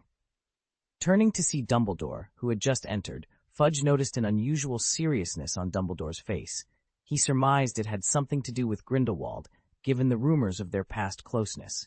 Good morning, Albus, Fudge greeted Dumbledore, who managed a strained smile. Good morning, Cornelius. Fudge led them to the reception area of his office, where the secretary served them coffee. After exchanging pleasantries, the conversation gradually turned to the matter at hand. To Fudge's astonishment, he realized that Dumbledore and Grindelwald were not allies. In fact, Dumbledore seemed unaware of Grindelwald's intentions and had only accompanied him to monitor his actions. Fudge felt a deep sense of gratitude towards Dumbledore for his vigilance. If Dumbledore hadn't been present, Fudge would certainly not have maintained his composure. Despite Grindelwald's seemingly approachable demeanor, he was, after all, a former Dark Lord. The uncertainty of what Grindelwald might do was unnerving. Interestingly, Grindelwald was now serving as the diplomatic representative of the Austrian Ministry of Magic, a position that even Fudge found intimidating. I'm not sure. Gellert, why have you sought me out? Fudge inquired, puzzled. Are you here on official business from the Austrian Ministry of Magic? Grindelwald shook his head, a smile playing on his lips. No, that's not the case, he clarified. While it's true that I am a diplomatic representative for the Austrian Ministry of Magic, my visit today is purely personal. I am here on behalf of the Grindelwald family.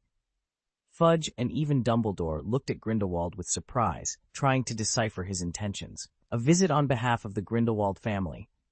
What could that entail? Dumbledore was particularly puzzled. Grindelwald had initially mentioned his visit was related to the Office of Banning Magic and Prohibiting Abuse of Power, yet he hadn't touched upon that subject at all. Excuse me, but what exactly does your family require from the British Ministry of Magic? Fudge asked, curiosity piqued.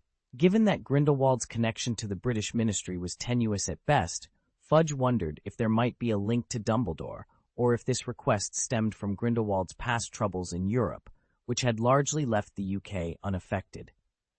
Grindelwald's smile widened as he began to explain. As you may know, I was imprisoned for many years due to grave mistakes I made in the past. However, I have since been released after serving my sentence, and the Austrian Ministry of Magic has even appointed me as a diplomatic representative. This means I've regained my status as a law-abiding citizen of the wizarding world, and with it, the right to reclaim my property held at Gringotts. He paused, his expression turning slightly grim. But the goblins at Gringotts have refused to return my assets. They assumed I would never be released from prison and, 10 years ago, decided to claim all my property as their own. I'm here to request the Ministry's assistance in reclaiming what rightfully belongs to me. Fudge's expression turned thoughtful, aware of the complexities involved in dealing with goblins. The goblins' notorious disregard for the Ministry and their history of annexing properties under certain circumstances made this a delicate matter. Many pure-blood families had lost their fortunes to Gringotts under similar pretenses, and Grindelwald's case was no exception. Given his long imprisonment, it was assumed he would never reclaim his assets, leading Gringotts to preemptively seize them. Why approach the British Ministry of Magic specifically? Fudge asked, seeking clarity. Grindelwald's gaze briefly met Dumbledore's before he replied, because all my possessions within the wizarding world are stored in Gringotts, located in Diagon Alley. I never opened vaults in any other country. Dumbledore's expression grew complex upon hearing this, reflecting the intricate web of past connections and the present situation. Fudge felt a wave of apprehension. Assisting Grindelwald was fraught with challenges, not least of which was negotiating with the goblins. Yet the consequences of refusing to help were equally daunting. Sensing Fudge's hesitation, Grindelwald reassured him with a smile. I wouldn't expect the British Ministry of Magic to intervene without proper compensation. If you can assist me with this, Grindelwald said, his voice laced with a persuasive tone. Then I will grant you 1% of all the wealth in my treasury as a political donation. Connolly, although there's still some time before the election of the next Minister of Magic, I believe you will find this money useful for your preparations in advance.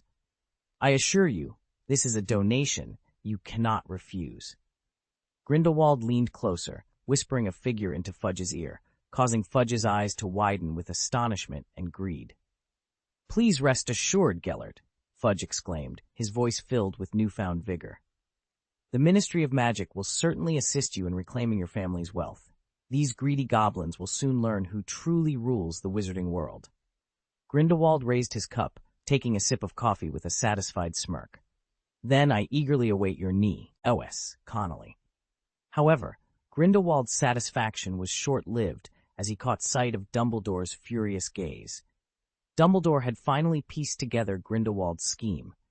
The request for Fudge's assistance in recovering the Grindelwald family's property was merely a pretext. A problem Grindelwald could easily solve himself had been twisted into a bribe for Fudge. This sum of money, under the guise of a political donation, was not only for the Ministry of Magic, but also for Fudge personally. The amount, though undisclosed, was evidently substantial enough to sway Fudge completely. Political contributions, often made regularly, had allowed even Lucius Malfoy a certain degree of influence within the ministry. Grindelwald's generous donation could potentially grant him even greater power, possibly positioning him as a deputy minister. Exiting Fudge's office, Dumbledore's expression was dark with concern. Grindelwald's actions were not merely about abolishing a department, they represented a direct intrusion into the heart of the British Ministry of Magic's power structure. In a sudden move, Dumbledore cast a spell, freezing time within the ministry.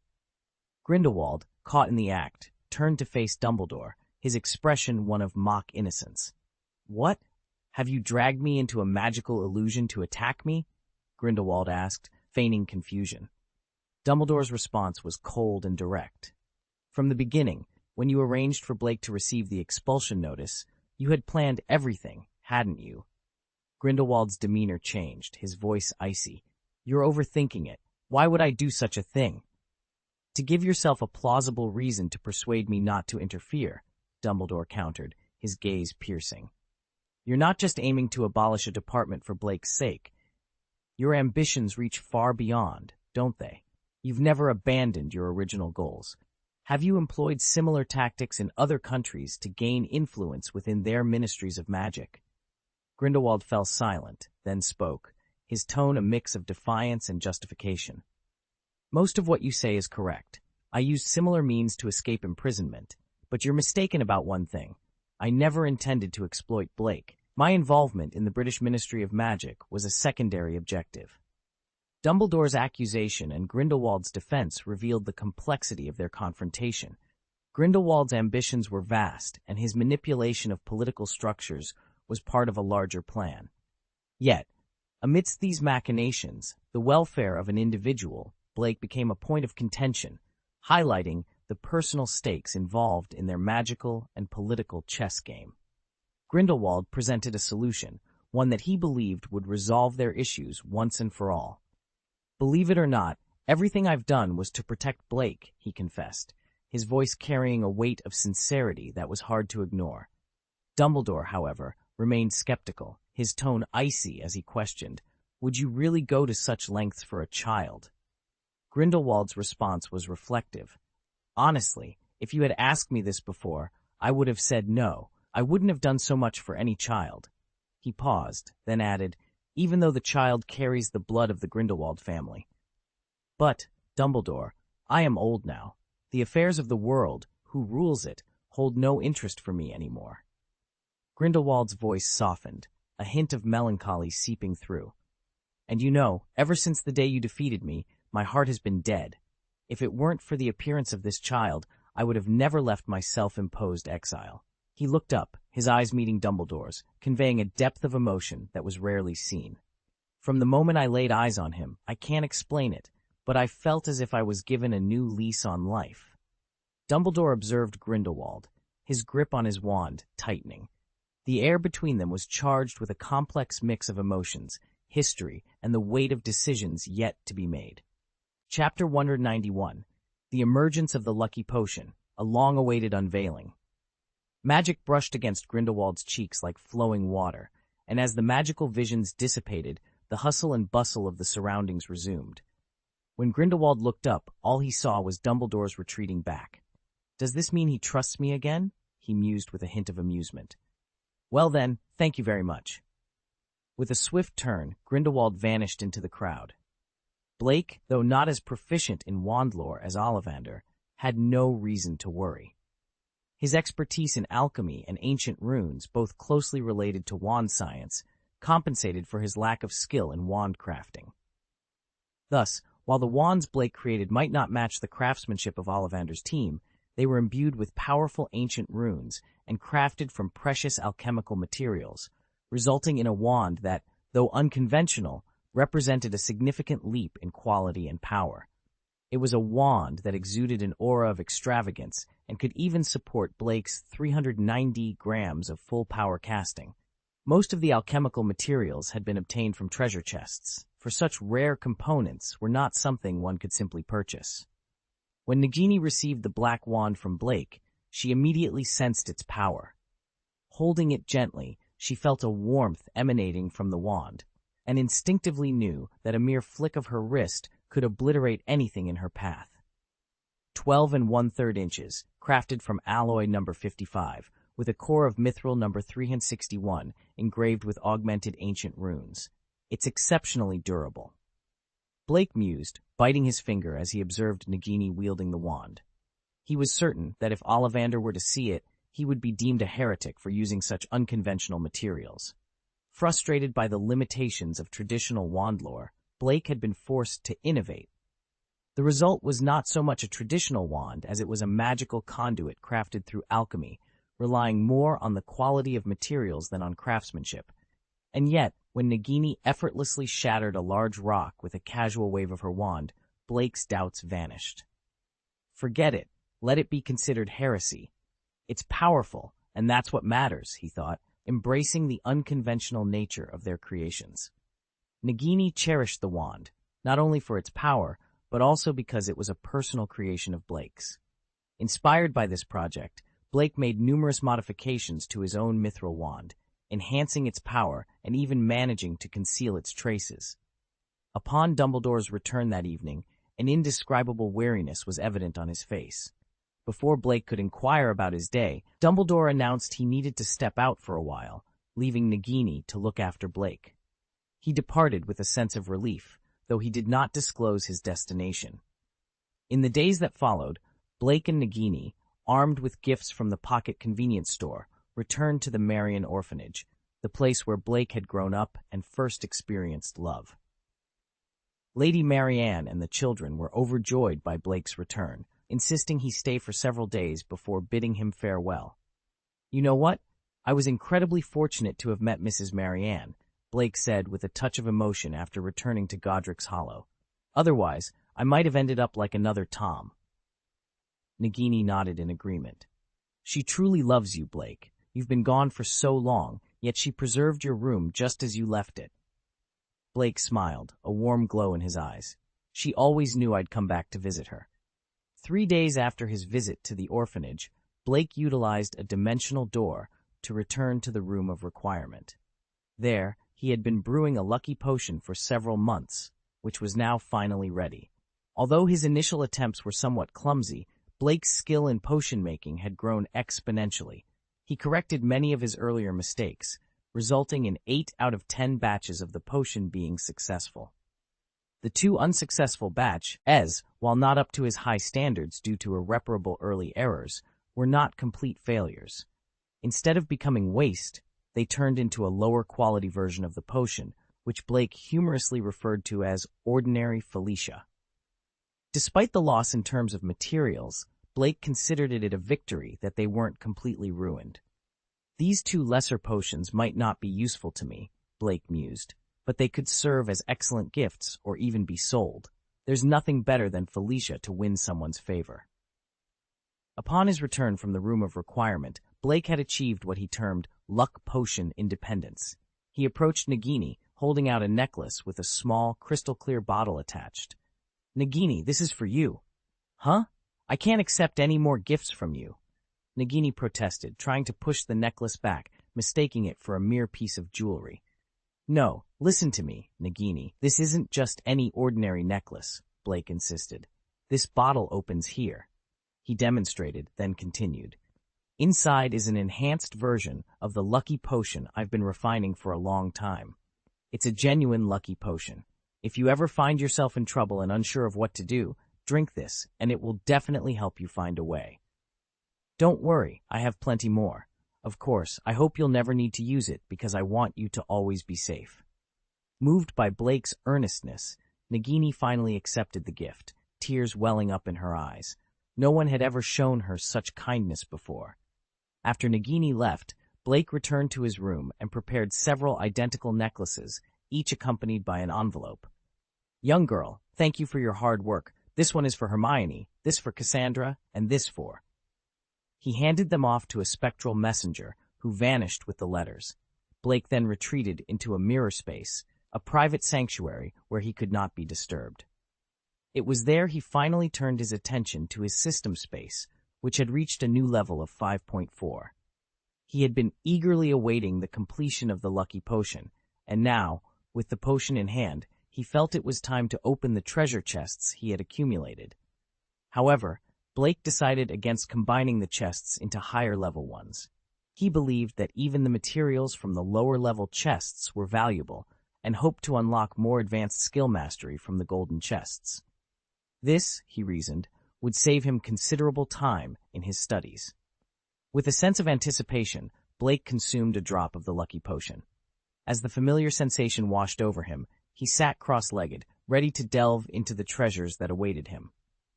"System, I want to open the treasure chests," he declared, starting with the bronze ones. Chapter 192, Young Man, do you want to become the Lich King? The sound of notifications echoed as Blake opened the bronze treasure chest. Ding! The bronze treasure chest is being opened for the host. The rewards were a mixed bag, to say the least. Ding! Congratulations to the host for obtaining 50 small hamburgers crafted by Laoba, followed by Ding! Congratulations to the host for acquiring a pair of extremely fast flip-flops. The list continued with intermediate piano skills, 10 roots of Chamaima aconitum, 500 pounds, 5 lumps of feces from the moon-crazy beast, and, surprisingly, a blueprint of the AK-47 assault rifle. Blake couldn't help but grit his teeth at the assortment of items. Opening low-level treasure chests often resulted in such randomness. Despite consuming a lucky potion, which should have swayed fortune in his favor, the quality of items remained mediocre.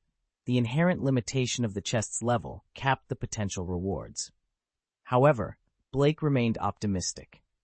The variety of items, though not of the highest quality, had their uses. For instance, the AK-47 blueprint introduced new possibilities for his alchemy, potentially revolutionizing his approach. The assortment of alchemy and potion ingredients saved him a significant amount of money, eliminating the need to purchase them separately. Even the seemingly mundane items, like the small hamburgers, proved invaluable.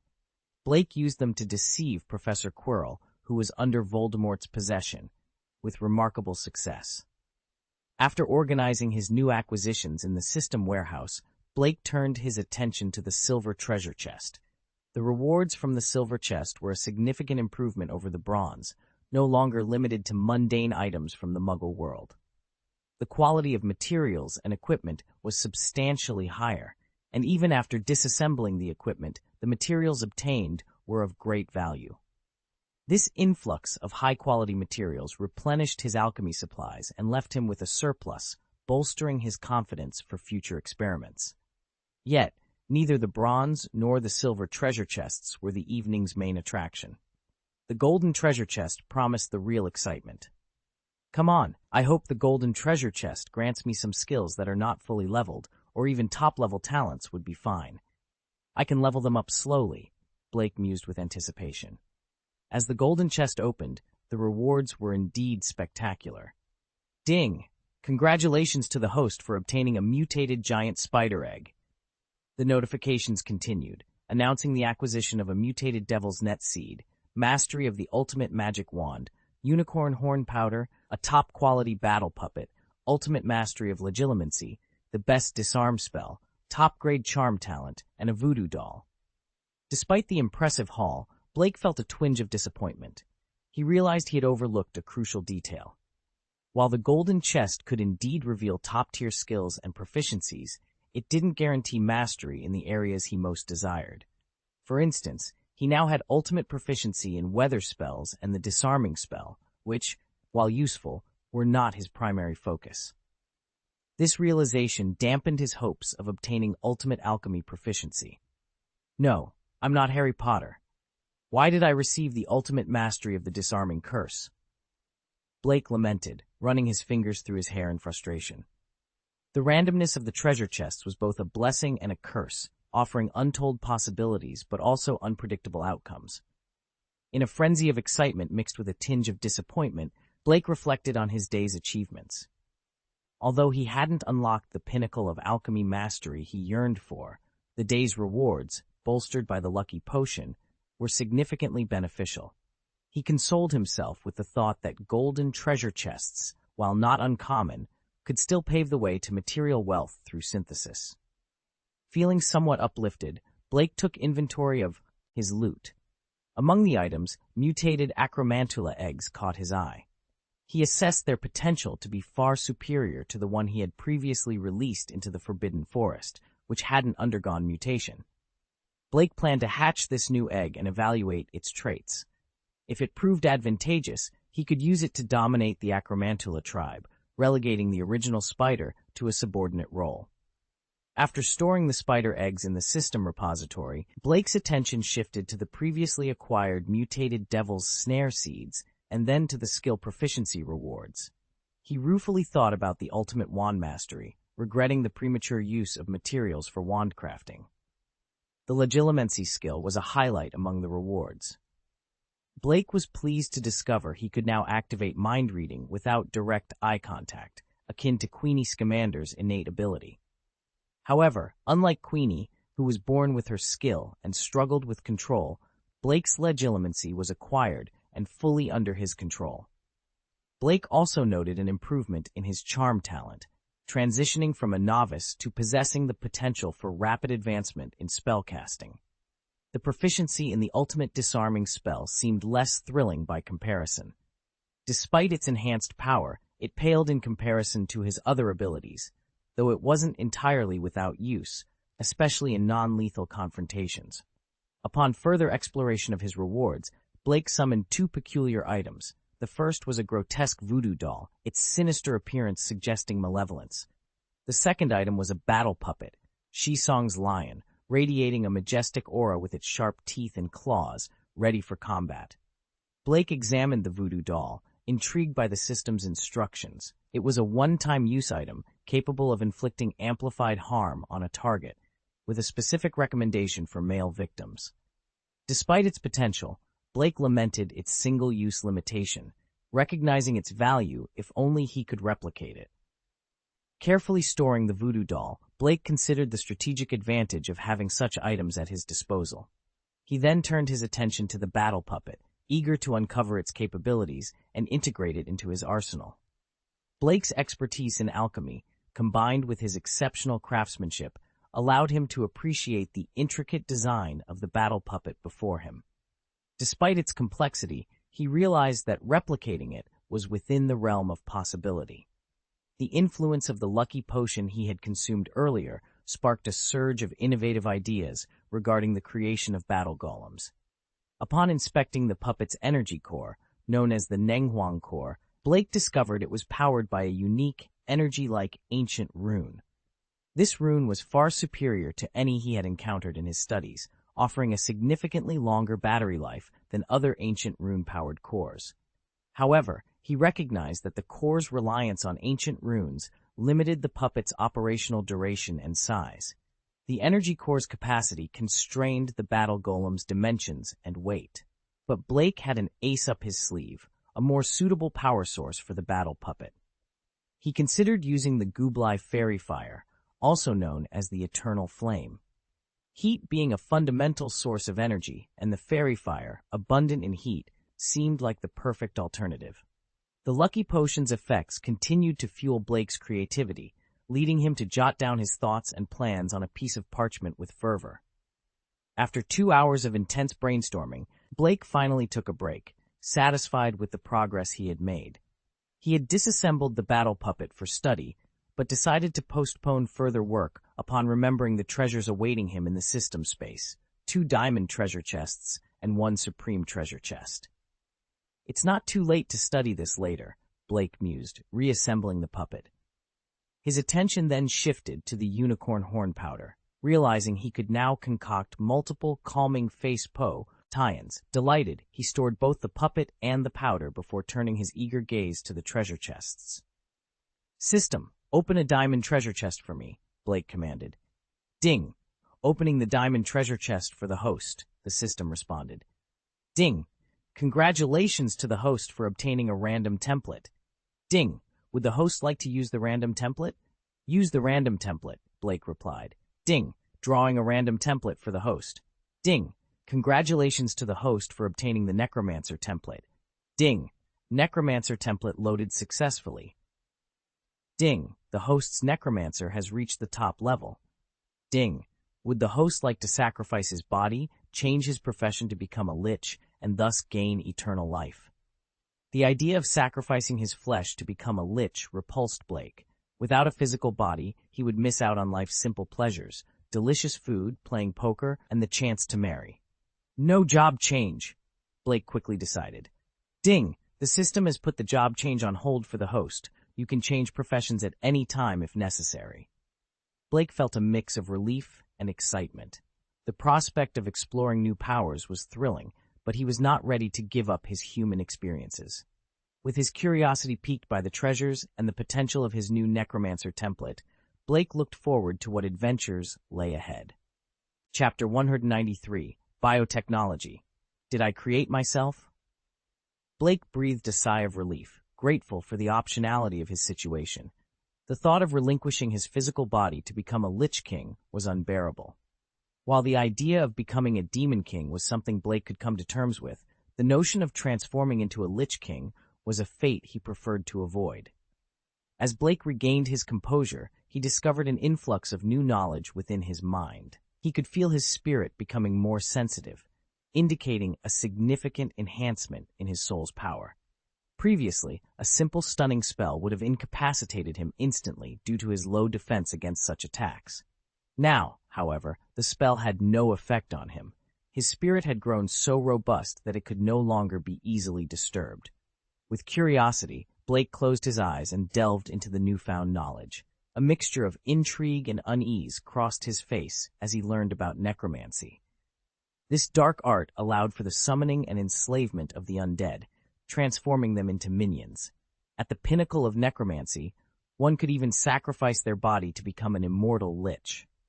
Understanding the system's prompt to change his job, Blake realized the true nature of the diamond treasure chest he had obtained from Voldemort. It was indeed a repository of dark and eerie powers. Beyond basic necromancy, the knowledge included methods for refining corpses and skeletons into undead puppets. However, a warning caught his attention. Excessive use of undead magic could lead to physical weakness, a pale complexion, and psychological distortion. Concerned, Blake quickly checked his reflection, relieved to find his appearance unchanged. He resolved to use undead magic sparingly, though he recognized the potential benefits of summoning the undead without enslaving them, as it would not result in backlash. After mastering the necromancer's skills, Blake was eager to experiment with summoning an undead creature, but decided to postpone this endeavor. His attention then shifted to another diamond treasure chest within the system space, his excitement barely contained. "System, open the diamond treasure chest," Blake commanded. "Ding!" Opening the diamond treasure chest for the host, the system responded. "Ding! Congratulations to the host for obtaining the ultimate in biotechnology," announced the system. Blake was momentarily stunned. Biotechnology? And of the ultimate variety? This was indeed a fitting reward for a diamond treasure chest. A deluge of knowledge then bombarded Blake's mind, far more intense than the necromancer's knowledge. Overwhelmed, Blake collapsed, unconscious. When he awoke 5 minutes later, Blake was astounded by the advanced biotechnological knowledge he had acquired. It included biological cloning technology, new biological cultivation techniques, and life culture dish designs. He realized he could now cultivate new biological species according to his own designs. This revelation was staggering. The so-called ultimate biotechnology surpassed anything known in his world, bordering on futuristic. Blake could potentially recreate dinosaurs, provided he had access to their fossils. Reflecting on the magnitude of this reward, Blake felt that the diamond treasure chest had almost understated the value of what he had received. This biotechnology was not just an advancement, it was a leap into possibilities beyond his wildest imagination. The reward from the Supreme Treasure Box was indeed fitting. In this world, numerous magical creatures have been accidentally created by wizards, such as the fearsome basilisk. Now, Blake found himself contemplating a similar path. Moreover, with the added protection of druidic powers imbued within the pokeball, he didn't have to worry about any newly created creatures rebelling against him. The terrifying scenario of a dragon turning against its master, reminiscent of scenes from Jurassic Park, was simply not a concern for Blake. From the moment they emerged, these creatures could be tamed. Blake's thoughts drifted to the enormous dinosaurs he remembered from movies in his previous life, sparking an exciting idea. Should I attempt to create one myself? He wondered. As he pondered the feasibility of such an endeavor, he noticed his palms were red from the excitement. A sudden realization struck him. I might be an artificial life form, he murmured, examining his hands closely. A perfect example of nature's artificial life, crafted by alchemists and muggle biologists under Grindelwald's command. The thought that he might have created himself was both astonishing and bewildering. A shadowy figure flashed through his mind, the one who had left him at the orphanage's doorstep. However, due to the underdeveloped eyesight of a newborn and the darkness of that late night, Blake couldn't discern any features of the figure. After some contemplation, Blake jotted down this revelation in a notebook, making a solemn note of it before storing the notebook in his system warehouse. He realized that merely thinking about it now wouldn't unravel the mystery. The truth will reveal itself in time, he thought. Feeling the lingering effects of the luck potion, Blake confirmed it was still active before turning his attention to the system space, where the most dazzling treasure awaited him, the supreme chest, a prize wrested from Voldemort himself. Blake was acutely aware that he had likely ascended to the top of Voldemort's hit list, surpassing even Harry Potter. If I were him, I'd be furious too, Blake mused. The irony of being thwarted by someone he had trusted, using the very dark magic he had taught, and being insulted all the while, was not lost on him. Well, I'm starting to feel a bit angry now, Blake admitted with a nod. Poor bald Voldemort. I'll have to give him a swift end with that voodoo doll next time, he said, praising his own kindness. System, open the supreme treasure chest, Blake commanded. Ding! The supreme treasure chest is being opened for the host. Ding! Congratulations to the host for obtaining the Supreme Lord of the Rings. Wait, what? The Supreme Lord of the Rings from my memories? Blake exclaimed, spreading his hands as a magnificent ring materialized in his palm. Fiery red inscriptions flashed along the outer and inner circles of the ring. Ashnaz derbatul kashnaz gimbatul, ashnaz thrakatuluk agburzum ishikrimpatul. It's true. Blake gasped. He had stumbled upon the Lord of the Rings, the very one belonging to Sauron himself. Although he couldn't decipher the inscriptions, his exceptional memory allowed him to recall their meaning from the movies. One ring to rule them all, one ring to find them, one ring to bring them all, and in the darkness bind them. Essentially, the Supreme Lord of the Rings had the power to control other rings of power. As Blake scratched his head in contemplation, a surge of knowledge flowed into his mind, revealing the method to create additional rings of power. So, I could craft rings for my most loyal followers. But, wait a minute, does this make me the Dark Lord? The realization hit him like a bolt of lightning, leaving him to ponder the implications of his newfound power. Blake was momentarily perplexed, grappling with thoughts that seemed alien to him. But there appears to be nothing inherently wrong with the Dark Lord, he mused, only to be startled by his own contemplation. Why am I even thinking this? No, these thoughts have never crossed my mind before. In that instant, clarity washed over Blake, and he gazed at the ring nestled in his palm with a mix of shock and realization. Incredible. Even in a different world, your power to enchant remains formidable. Or is it because I've recently embraced necromancy, boosting both my mental and soul power, that I nearly fell under your spell? The Supreme Lord of the Rings, lying in Blake's hand, began to emit a soft glow, igniting within him an overwhelming desire to wear it. With a slow, deliberate motion, Blake extended his hand towards the ring, intent on slipping it onto his finger. However, just as he was about to do so, a sly smile crept across his face. Thinking of leading me astray, were you? Well, let's see how you fare against me, he taunted. A ring with its own consciousness? Could this be a unique spirit entity? If it's a spirit, then it's within my realm to command, Blake declared, his voice laced with determination. With a surge of power, Blake unleashed his necromancy. The air around him crackled with the energy of the undead, and from within the ring, a faint scream could be heard. Then, as quickly as it began, the tumult subsided. Blake withdrew his magic, and the once captivating Supreme Lord of the Rings now lay silent in his palm, its allure faded, resembling nothing more than an ordinary golden band. Tapping the ring lightly, Blake watched as it quivered in response. From this moment forth, I am your master. Do you have any objections?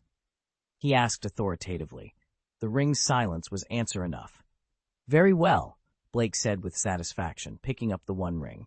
With a sense of newfound dominion, he slowly slid it onto his finger. Chapter 194, A Bold Encounter with the Shadow of Sauron. Blake picked up the one ring and slowly slid it onto his left index finger. In the next moment, he felt a chilling sensation at his fingertips, as the ring emitted a faint glow. Initially, the ring seemed slightly too large, but it adjusted its size automatically, fitting perfectly around Blake's finger. However, the initial comfortable chill quickly intensified, as if Blake had been transported from an air-conditioned room in the height of summer to the bitter cold of midwinter. Simultaneously, Blake's reflection vanished from the mirror space as if it had never existed. He found himself on a platform suspended high in the sky, the ground covered in frost, the air biting cold. The sound of armor clashing against itself echoed from behind. Blake turned to see a towering figure clad in heavy armor. "I knew you wouldn't be so easily dominated," Blake said, a smile playing on his lips as he faced the imposing figure of Sauron. Blake was far from panicked. Even if this were the true Sauron, and not just a manifestation created by the consciousness of the One Ring, Blake was confident in his ability to confront the entity. Sauron raised his great sword, emitting a series of ear-piercing roars, yet he spoke no words. Blake, stroking his chin thoughtfully, "Mech?" observed the silent adversary. "Ah, I see. The undead curse I cast on you wasn't entirely ineffective," he mused. Despite the consciousness before him being severely weakened by Blake's necromantic spell, it was, after all, still a consciousness and not a true undead. Thus, it was resistant to being completely subdued by Blake's magic, though it had been significantly impaired. The armored figure charged at Blake, brandishing its great sword. Blake, with his superior reflexes, easily sidestepped the attack. To him, the movements of his opponent were painfully slow, allowing him to dodge with the ease of someone leisurely strolling through a garden. "It's a bit troublesome," Blake muttered to himself. "Undead magic doesn't fully work on you, and killing you would diminish the power of the One Ring." But he trailed off, drawing his wand. The consciousness, now thoroughly enraged by Blake's calm demeanor under its assault, raised its sword for a powerful downward strike. This time, Blake chose not to dodge. Instead, a small magical circle appeared in his left hand, effortlessly blocking the sword's sharp edge. It was the basic Ragador's Ring of Supreme Magic, more than sufficient to handle the weakened consciousness without resorting to more powerful defensive spells. The entity paused, taken aback by Blake's ability to block its attack so directly. Seizing the moment, Blake raised his wand towards the consciousness and whispered a spell, "Forget everything." The great sword clattered to the ground as confusion took hold of the armored figure. "No, what have you done to me? Sauron? Who is Sauron? Who am I?" it stammered, retreating step by step, its memories fading away. Blake sighed, a hint of regret in his voice. "If you hadn't pulled me into this, I might have had a harder time dealing with you. But you revealed your hand, and now I can't afford to be polite." With a final word, the armored figure collapsed to the ground, defeated. The memories within it became increasingly hazy, fading away into oblivion. Blake stepped forward, his voice firm and commanding. "It was I who created you, One Ring. You will serve me faithfully." "As you wish, my master," came the subdued reply. The environment shifted once more, and in the blink of an eye, Blake found himself back in the mirror space. He hadn't anticipated the forgetting curse to be so effective.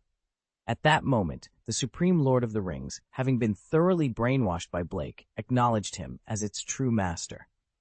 Blake had usurped Sauron's place in the consciousness of the Lord of the Rings. Gently, he caressed the Supreme Lord of the Rings on his index finger, marveling at the moment.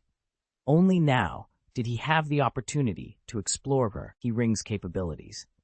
The system's localization had altered the ring's abilities significantly. Upon wearing the Supreme Lord of the Rings, Blake immediately sensed a substantial increase in his magical power and strength. The enhancement was so profound that he felt as if he could outmatch two versions of himself without the ring. "This is absurd. Such a dramatic boost is merely a basic feature?" he mused aloud. The ring also had other functions, such as tempting its wearer towards darkness, a trait Blake found irrelevant as its master. It seems it can also be used to bewilder others, particularly effective against those with weak wills. "I do enjoy a bit of brainwashing," he chuckled, only to pause. "Wait, are you still trying to tempt me, you little trickster?" The ring vibrated slightly. "Master, this is your own imagination." "Nonsense," Blake retorted, then cleared his throat. "Extending lifespan, though, seems like a mediocre ability. Dumbledore mentioned that, as a product of alchemy, I'm already long-lived, and with my skills in potions and alchemy, extending my life isn't a challenge. He continued, but enhancing my undead magic and granting complete immunity to its backlash? Now, that's valuable. It seems this truly is a treasure trove left by Voldemort.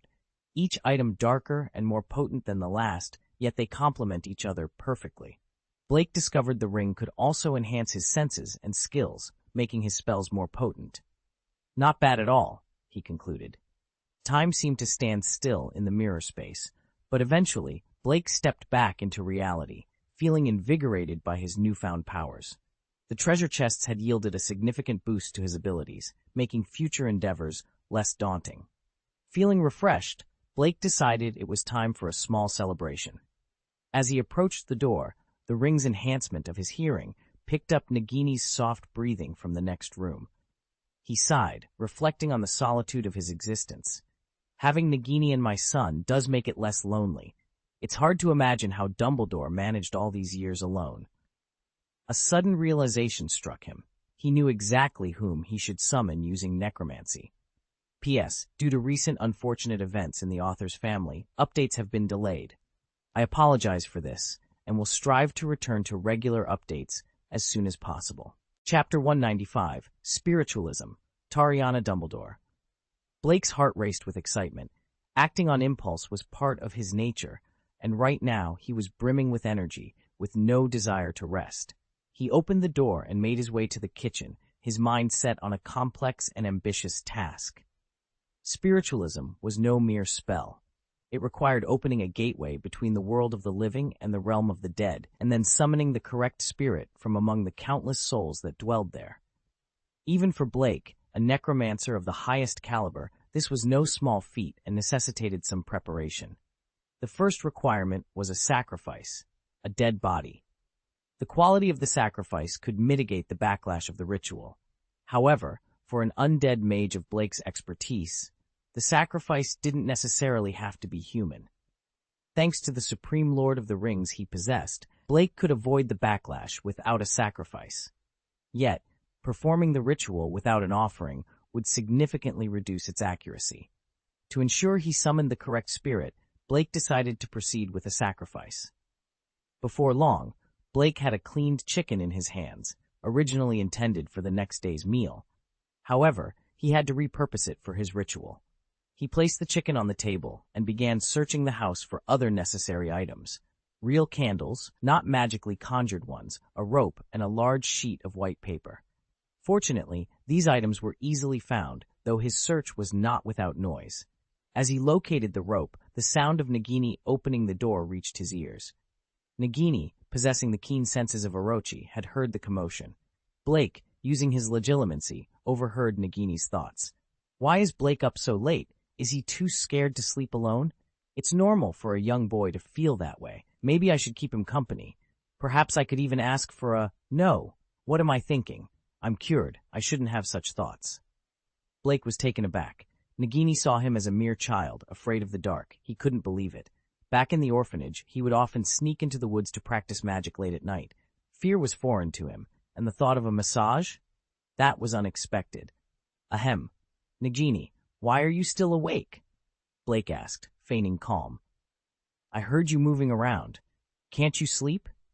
Nagini replied, bending down to his level. Since you're awake, why don't you come over to my place? We could talk. Nagini was considerate, not wanting to embarrass Blake by suggesting he was afraid. She simply offered her company for a chat. But Blake had other plans. As much as the idea of spending time with Nagini appealed to him, he had a ritual to perform. The effects of the lucky potion he had taken were still active, and he didn't want to waste this precious time. Nagini, I'd love to have a good chat with you, but not right now, Blake said. I've discovered a new ability I want to explore. He lied smoothly, not wanting to reveal the true nature of his activities. The system and its secrets were his alone to know. You've awakened a new ability? Nagini asked, surprised. Dumbledore had mentioned that Blake was prone to developing new abilities, but she hadn't expected to witness it firsthand. What ability did you awaken? She inquired, her curiosity piqued. Blake hesitated, knowing he had to tread carefully. He couldn't reveal his plans to summon Ariana Dumbledore's spirit, nor could he afford to be distracted. He needed to convince Nagini without revealing too much. "It's a bit complicated, and I need to focus on it tonight. We can talk more about it tomorrow," Blake said, hoping to satisfy her curiosity without divulging too much. Nagini, though disappointed, nodded in understanding. "All right, Blake. Just know that I'm here if you need anything." With Nagini's departure, Blake turned his attention back to the task at hand. The ritual required his full concentration, and he was determined to succeed. The spirit of Ariana Dumbledore held answers he needed, and tonight he would reach across the veil to find them. Awaken this time? With Dumbledore's endorsement, Nagini had no doubts. "Psychic," Blake clarified, smoothing out the crumpled thread in his hands. "Huh?" Nagini blinked, confusion evident in his large eyes. "Yes, it's a kind of psychic ability, summoning the undead and communicating with them," Blake explained as he gathered his materials. "Head to your room. It's almost midnight. That's the best time for channeling. At this moment, you can most accurately connect with the undead you're seeking." Nagini was momentarily stunned, then quickly followed Blake. "So, you're preparing to test this newly awakened ability of yours?" Nagini inquired. "Yes," Blake replied, spreading out a sheet of white paper and beginning to draw a complex pattern with a pen. Nagini watched, puzzled. From a biological standpoint, these abilities should be more instinctual. Yet there was Blake, drawing what appeared to be a magic circle. Who awakens with the ability to conjure a magic circle? Ahem. This magic circle is something I came across in a book, Blake hastily explained upon noticing Nagini's confusion. "I believe it could enhance my ability, so I decided to draw it." Oh, realization dawned on Nagini, easily convinced by Blake's explanation. Blake let out a sigh of relief and returned to his preparations. He dyed the white candles red with dragon's blood, allowing them to dry quickly before applying the same treatment to the white lines. Ideally, human blood would be used here, but Blake couldn't bring himself to make the cut. Besides, for his undead magic, any blood would suffice. Why harm himself when he had an ample supply of dragon blood in his system's warehouse? Blake meticulously arranged the now dried red candles in a specific order on the magic cart, tying red strings to the candles following certain rules. He then placed a raw chicken in the center of the formation, a necessary sacrifice for the magic circle to function due to its condensed nature. Checking his watch, Blake noted it was 11:55 in the evening. Only 5 minutes remained until the optimal moment for the ritual. He sat cross-legged on the ground, taking a moment to catch his breath. Nagini, not wanting to disturb Blake's concentration, had remained silent until now. Is it finished?" Nagini ventured. "Yes, in 5 minutes," Blake confirmed, glancing at his watch once more. "May I ask, who are you planning to summon?" Nagini's curiosity got the better of him. "A person of great importance to our family," Blake revealed. "Her name is Ariana Dumbledore." Chapter 196, The Disappearance of Ariana, a Puzzling Revelation. Nagini had been listening intently to Dumbledore's stories about Ariana, understanding the profound significance she held for the Dumbledore family. If you could bring Ariana's spirit back, it might just resolve the turmoil in Professor Dumbledore's heart, Nagini mused, her voice tinged with a mix of curiosity and hope.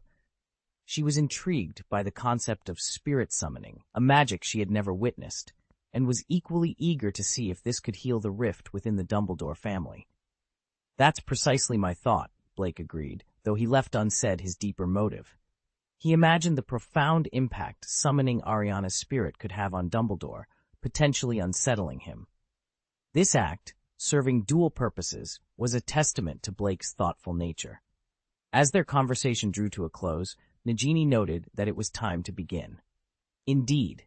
Please, step back a bit," Blake instructed, positioning himself in a meditative stance before the magic circle, while Nagini moved aside to give him space. Checking his watch, Blake then proceeded to pour dragon blood over the raw chicken placed within the circle, and quietly called out Ariana's name as he initiated the spell to summon the undead. Instantly, Blake felt as though his consciousness had been catapulted into another realm, entering a world enshrouded in gray mist.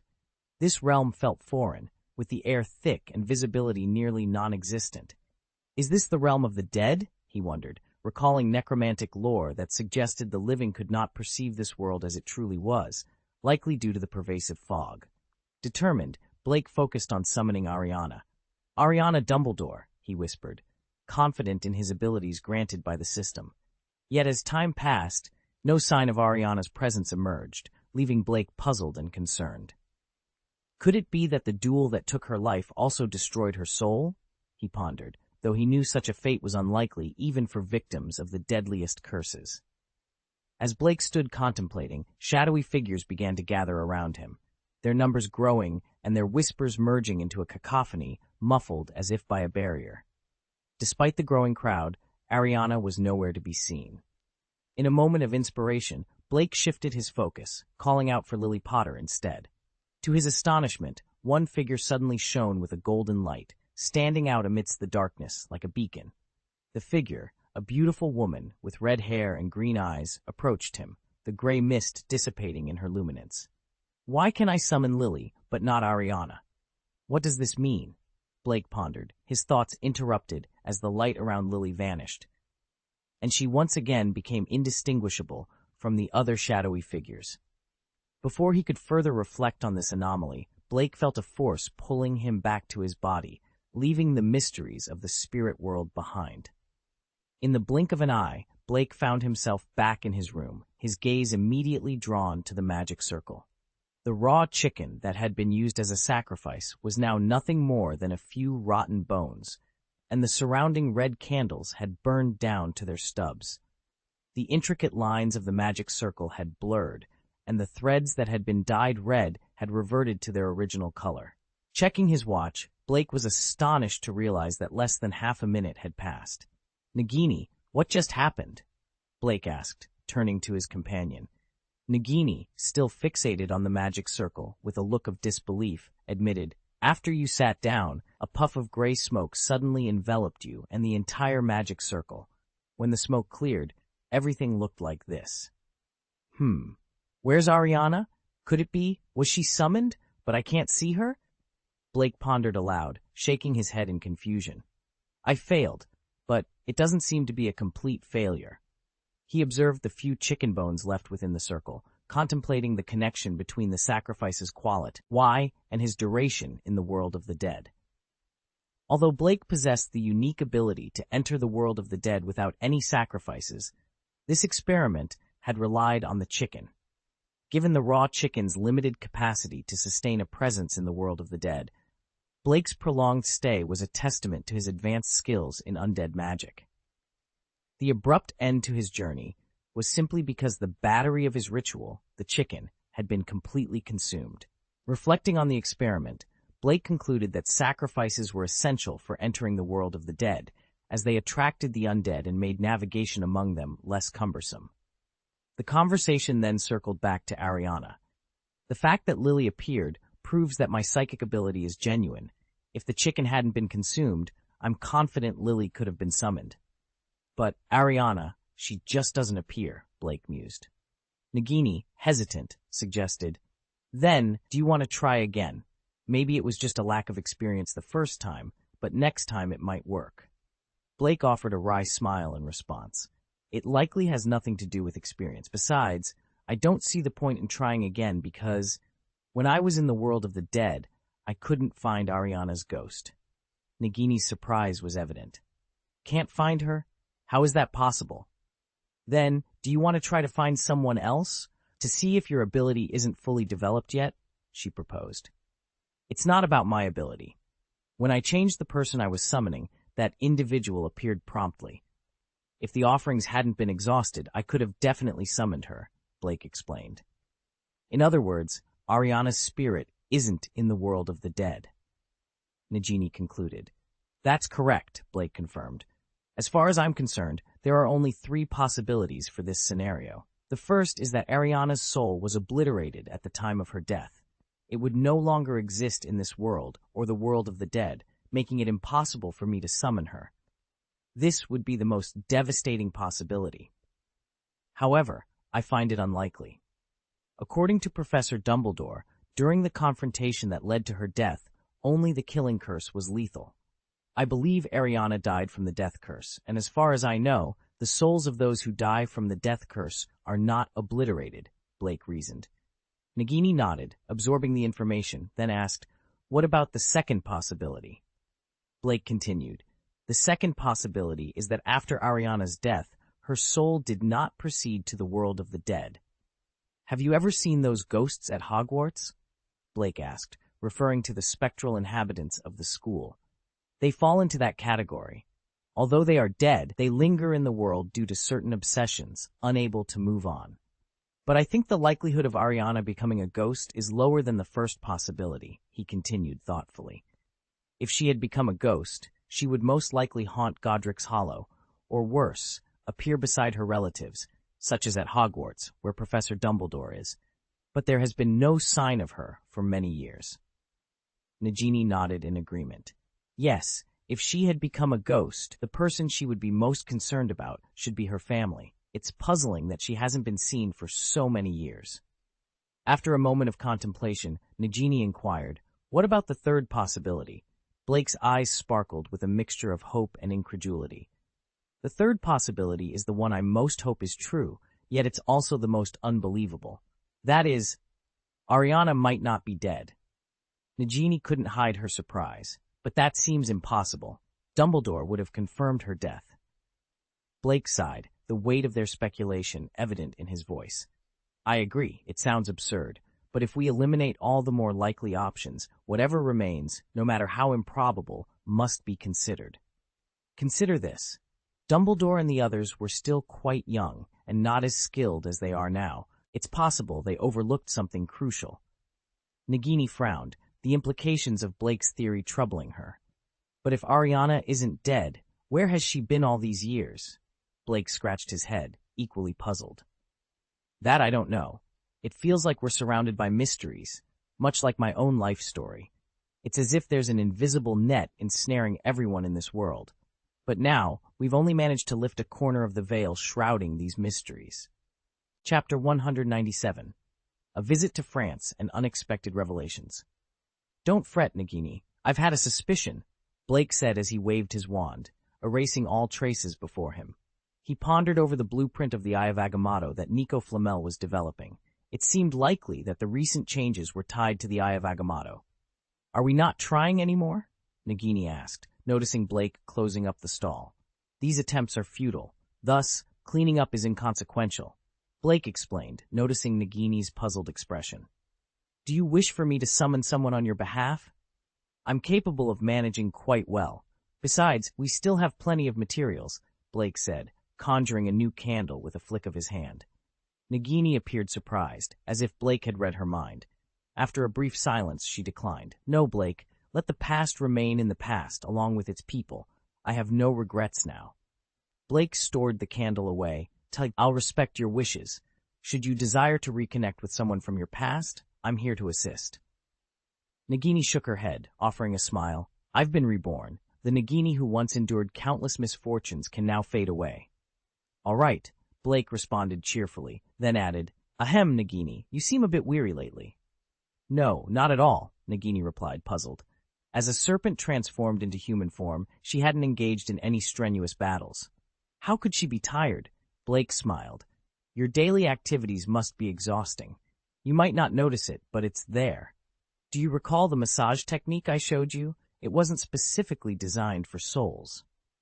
"This massage technique, tailored for the human body, can alleviate fatigue and promote well-being," Blake explained. Nagini blushed, her voice tinged with embarrassment. "Really?" She was all too aware of the sensations that massage could induce. Blake's suggestion had caught her off guard, leading her to wonder if her feelings had been too transparent. Blake, noticing Nagini's inner turmoil, couldn't help but smile. It was natural for her to be apprehensive. However, he knew the benefits of the massage, having experienced its effects firsthand during Voldemort's possession of Quirrell. It was then that Blake had caught Voldemort's attention, though Voldemort had yet to test Blake's abilities. "There's no harm in trying," Blake encouraged, sensing Nagini's hesitation, but also her curiosity. With a mix of reluctance and anticipation, Nagini finally lay down on the sofa. Blake warmed his hands before gently placing them on Nagini's back. "Are you ready?" he asked. "Ready," Nagini replied, her voice barely above a whisper. All right, let's begin, Blake announced, initiating the massage with enthusiasm. The next morning, Nagini awoke at 11, feeling utterly refreshed. The intense massage had drained her physically and mentally, leading to a deep, restorative sleep. She realized Blake was right. Despite the initial embarrassment, the massage's effects were profoundly beneficial, especially for her current state. As Nagini stepped out of the living room, she noticed a transparent shield covering a corner of the dining table, beneath which a generous portion of steaming fried steak awaited her. A slight blush crept onto her cheeks as she remembered her promise. Dumbledore had once taken care of Blake, but now the roles seemed to have reversed.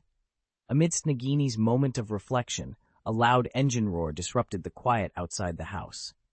Rushing to the door, Nagini was greeted by the sight of the old car, previously parked neatly, now haphazardly lying in the garden. The sun cast a perfect light over the scene. Blake, seated in the driver's seat, was busy tweaking something. Upon noticing Nagini, he greeted cheerfully. "Oh, morning. Well, actually, good afternoon, Nagini. Did you have the lunch I left on the table?" Nagini shook his head, curiosity piqued by the noise outside. "Ah, it's nothing. Just the old car the previous owner left behind. He forgot to take it with him, so I decided to give it a bit of an upgrade," Blake explained, his eyes gleaming with pride as he glanced at the car. "I've installed an energy core powered by Gooblai fairy fire. I thought it would be a complex task, but it turned out to be quite straightforward. This beauty will never need refueling again." "Go ahead and eat. We'll take the car for a spin after lunch," Blake suggested, his enthusiasm undiminished. After Nagini returned inside, Blake's gaze lingered on the car, reflecting on the extensive modifications he had made. The transformation involved more than just the addition of an energy core. Insights from dismantling a battle puppet the previous night had been repurposed for the car. The modifications were extensive, nearly jeopardizing the car's integrity, but now everything appeared to be functioning normally. Blake's attention was drawn to a red button next to the gear shift. As he covered it, faint blue flames flickered to life. Suddenly, a young girl, in the form of a snake, appeared in the passenger seat, holding a bag and a letter in her mouth. "Oh, have you completed the mission of delivering the letter?" Blake asked, surprised. "A letter from Nicholas Flamel?" His heart raced with excitement. He had only thought of Nicolas Flamel the night before, and now here was a letter from him. Blake took the bag and the letter, setting the bag aside to read the letter in the driver's seat. "Dear Blake, your insights have been truly enlightening. After studying the blueprint of the Eye of Agamotto you sent us, Perenelle and I have made significant advancements in alchemy. This has been the most incredible breakthrough in centuries. As a result, we revisited the storage ball blueprint you shared, and I'm thrilled to report that we've made substantial progress. Inside the bag, you'll find the first prototype of the storage ball. It's still a bit rough around the edges, but fully functional. I understand you're on summer vacation now, and we've heard about your time with Nagini. It's wonderful to hear such positive news. We would love for you to visit us. You know where to find us, and we eagerly await your arrival.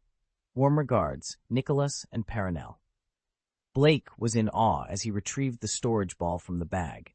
Contrary to Nicholas's modest description, the ball was a masterpiece. Without access to a complete blueprint, Nicholas and Perenelle had managed to recreate it to an astonishing degree. This storage ball, while lacking the ability to cultivate magical creatures, was otherwise indistinguishable from its original design. "Remarkable. Now the Pokeball can be used openly," Blake mused, examining the storage ball. Curious, he pressed a small button on the ball and tossed it forward. A blue light flashed, and a large white goose with a blank expression materialized on the ground. Clearly, the goose was part of an experiment. Watching the storage ball return to his hand automatically, Blake observed the goose, which seemed energetic and unharmed. Satisfied, he nodded. "Excellent. Now, let's make our way to France. Nicolas Flamel resides in seclusion there, and it's time for a visit." The safe house, shielded by the Fidelius charm, was located in France. "What's in France?" Blake mused aloud, before his thoughts drifted to Fleur Delacour, causing him to cough awkwardly. "Young man, your thoughts are wandering into dangerous territory," he chided himself, recognizing the peril in his own musings. With no time to waste, he dashed into the house, eager to share the news with Nagini, who was in the midst of her meal. Subsequently, Blake penned another letter to Dumbledore, who was currently away. For Blake, the journey from England to France was a matter of seconds, thanks to his ability to create dimensional doors. He could effortlessly open a portal directly to Nicholas Flamel's safe house. However, doing so would be both impolite and unsafe.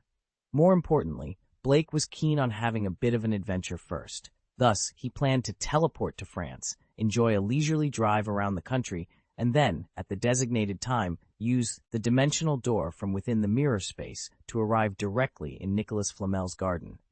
This method ensured maximum safety, as Blake was the only person in the world capable of unlocking the magical mirror space. With a roar of the engine, the adventure was about to begin. "Are you sure you want to drive? Won't the muggles notice us?" Nagini, seated in the passenger seat, voiced her concern once more. "I've modified this car. It's now enchanted with a confusion charm," Blake reassured her. "To the muggles, our car will appear as just another ordinary vehicle on the road. No one will give us a second glance." Blake had learned his lesson after a previous escapade resulted in a high-speed chase with the Muggle police, spanning 9 blocks. He was determined not to repeat the same mistake. This time, their magical journey would go unnoticed, especially since no one would suspect the driver was merely an 11-year-old wizard. "All right, destination Paris. Let's go," Blake declared with excitement. The next moment, the front of the classic car shimmered, and a vast circle of light, resembling the planet Mars, materialized before them. Within this circle lay a secluded neighborhood in France. With a firm press on the accelerator, Blake propelled the car through the dimensional gate, embarking on their magical French adventure. Chapter 198, I Subdued. "Gabriel, Farang, listen to me. Let me explain." The vintage car made a seamless entry into the bustling streets of Paris. Blake maneuvered the vehicle with skill, blending into the flow of traffic as if they had always been a part of it. "Nagini, do you speak French?" Blake inquired, his eyes focused on the road ahead. "I don't." Nagini admitted, her gaze wandering over the picturesque scenery that surrounded them. "Neither did I." Blake confessed with a hint of pride in his voice. "But now, I do." Nagini turned to Blake, her expression one of disbelief. "Really?" "I spent all night studying. By the time I woke up this morning, I had mastered it," Blake declared, a smug smile playing on his lips. Nagini was momentarily speechless. "You learned a language overnight?" "Do you doubt me?" Blake challenged, glancing at her briefly. "No, I believe you," Nagini replied, albeit weakly. She had witnessed Blake's extraordinary abilities firsthand. Learning a language overnight seemed trivial in comparison. In truth, Blake had received a letter from Nicholas Flamel, prompting their journey to France. After Nagini had fallen asleep, exhausted from the day's events, Blake had seized the opportunity to learn French. The Dumbledore family's extensive library, combined with a dose of Felix Felicis and a powerful memory-enhancing potion, had enabled him to grasp 50–60% of the language by dawn. It might not have been perfect, but it was more than enough to get by. "What's next on our agenda?" Nagini asked, her excitement palpable. "Shopping, of course," Blake announced, his eyes twinkling with anticipation. Nagini's eyes lit up at the mention of shopping, a universal joy for many. However, her excitement quickly faded as she remembered a crucial detail. They were in the Muggle world, and she had no Muggle currency. Sensing her concern, Blake reached into the glove compartment and pulled out a small suitcase. With a flick of his wrist, he opened it to reveal stacks of euros. Nagini's eyes widened in surprise. "Where did all this money come from?" "Just saved up over time," Blake replied, his tone nonchalant. He explained that the bronze treasure chests they had been collecting often contained items from the Muggle world, including currency. The money had accumulated over time, ensuring they had more than enough for their needs. "You didn't steal it, did you?" Nagini asked, a hint of worry in her voice. "Of course not," Blake reassured her. "As an alchemist, I can easily sell any of the materials I find for a high price." Nagini accepted his explanation, knowing full well the prestige and wealth associated with alchemists in both the Muggle and Wizarding worlds. For the rest of the afternoon, Blake and Nagini explored the shops of central Paris, immersing themselves in the Muggle world. To the casual observer, they were merely students enjoying a trip abroad. As evening approached, Blake glanced at his watch. It's almost time for our appointment with Nicholas Flamel. Gathering the shopping bags, they selected several items as gifts for Nicholas Flamel and his wife. Though the Flamels were unlikely to be impressed by material possessions, Blake believed in the importance of not arriving empty-handed. As they were loading the car, a faint, unusual sound emanated from a nearby alley. Nagini didn't notice, but Blake, ever vigilant, paused and listened intently, sensing that something was amiss. With the one ring on his finger, Blake stood calmly, his attention diverted by the sound of a gun being loaded. He faced the alley next to the store and took a step forward, positioning himself protectively in front of Nagini. As anticipated, 2 muffled gunshots echoed from the alley. Prepared, Blake raised his hand slightly, and the bullets halted in midair, spinning wildly before he let them drop to the ground with a dismissive gesture. "Indeed, you two are wizards," an indifferent voice remarked from the shadows of the alley. Blake cast a quick glance at the nearby store, noting that the "e" of a silencer on the gun had prevented any alarm among the store's occupants. "Blake, are you okay?" Nagini, now alert, positioned herself in front of Blake, her pupils morphing into vertical slits indicative of her snake-like transformation. The idea of being attacked, especially by a gun, was not foreign to her, but the potential for a fatal outcome from such a sneak attack was a genuine concern. She was determined to protect Blake at any cost. "It's all right, Nagini," Blake reassured her, gently patting her hand. "They can't hurt me." With Nagini somewhat calmed, Blake ventured into the alley with an air of nonchalance. He could hear the assailants' ragged breathing, a clear sign of their intimidation after witnessing his deflection of the bullets. Nagini, with her serpentine eyes still present, stayed close, ready to shield Blake if necessary. With a snap of his fingers, Blake illuminated the alley with a bright white light, revealing 2 men in suits, their expressions tense as they clutched their silenced pistols. "Why did you attack us?" Blake inquired, a smile playing on his lips. The men took a step back, overwhelmed by the commanding presence emanating from someone so young. "We noticed you spending a lot and paying with cash. We wanted to rob you." One of the men started, but Nagini interrupted with a scoff. "Lies! You acknowledged our magical nature. A simple robbery doesn't add up." The man attempted to justify their actions by citing financial desperation and underestimating the effectiveness of their ambush on wizards. However, Blake cut them off, his questions quickly unraveling their true intentions. Salem? Scavengers? Blake's knowledge of their affiliations and mission left them stunned. They were mercenaries known as cleaners, employed by an organization named Salem to capture wizards for nefarious experiments. Realizing the futility of deception under Blake's insightful interrogation, the men were at a loss. Blake, having gleaned all he needed through legilimency, decided it was time to end the encounter. "The organization you work for, remnants of those Puritan purgers, will soon join you," Blake declared, his tone final. He produced a Pokeball, and with a swift throw, he summoned his ally. "Let's go, Bear!" The Pokeball bounced several times before rolling into the depths of the alley, coming to a stop with a final clang.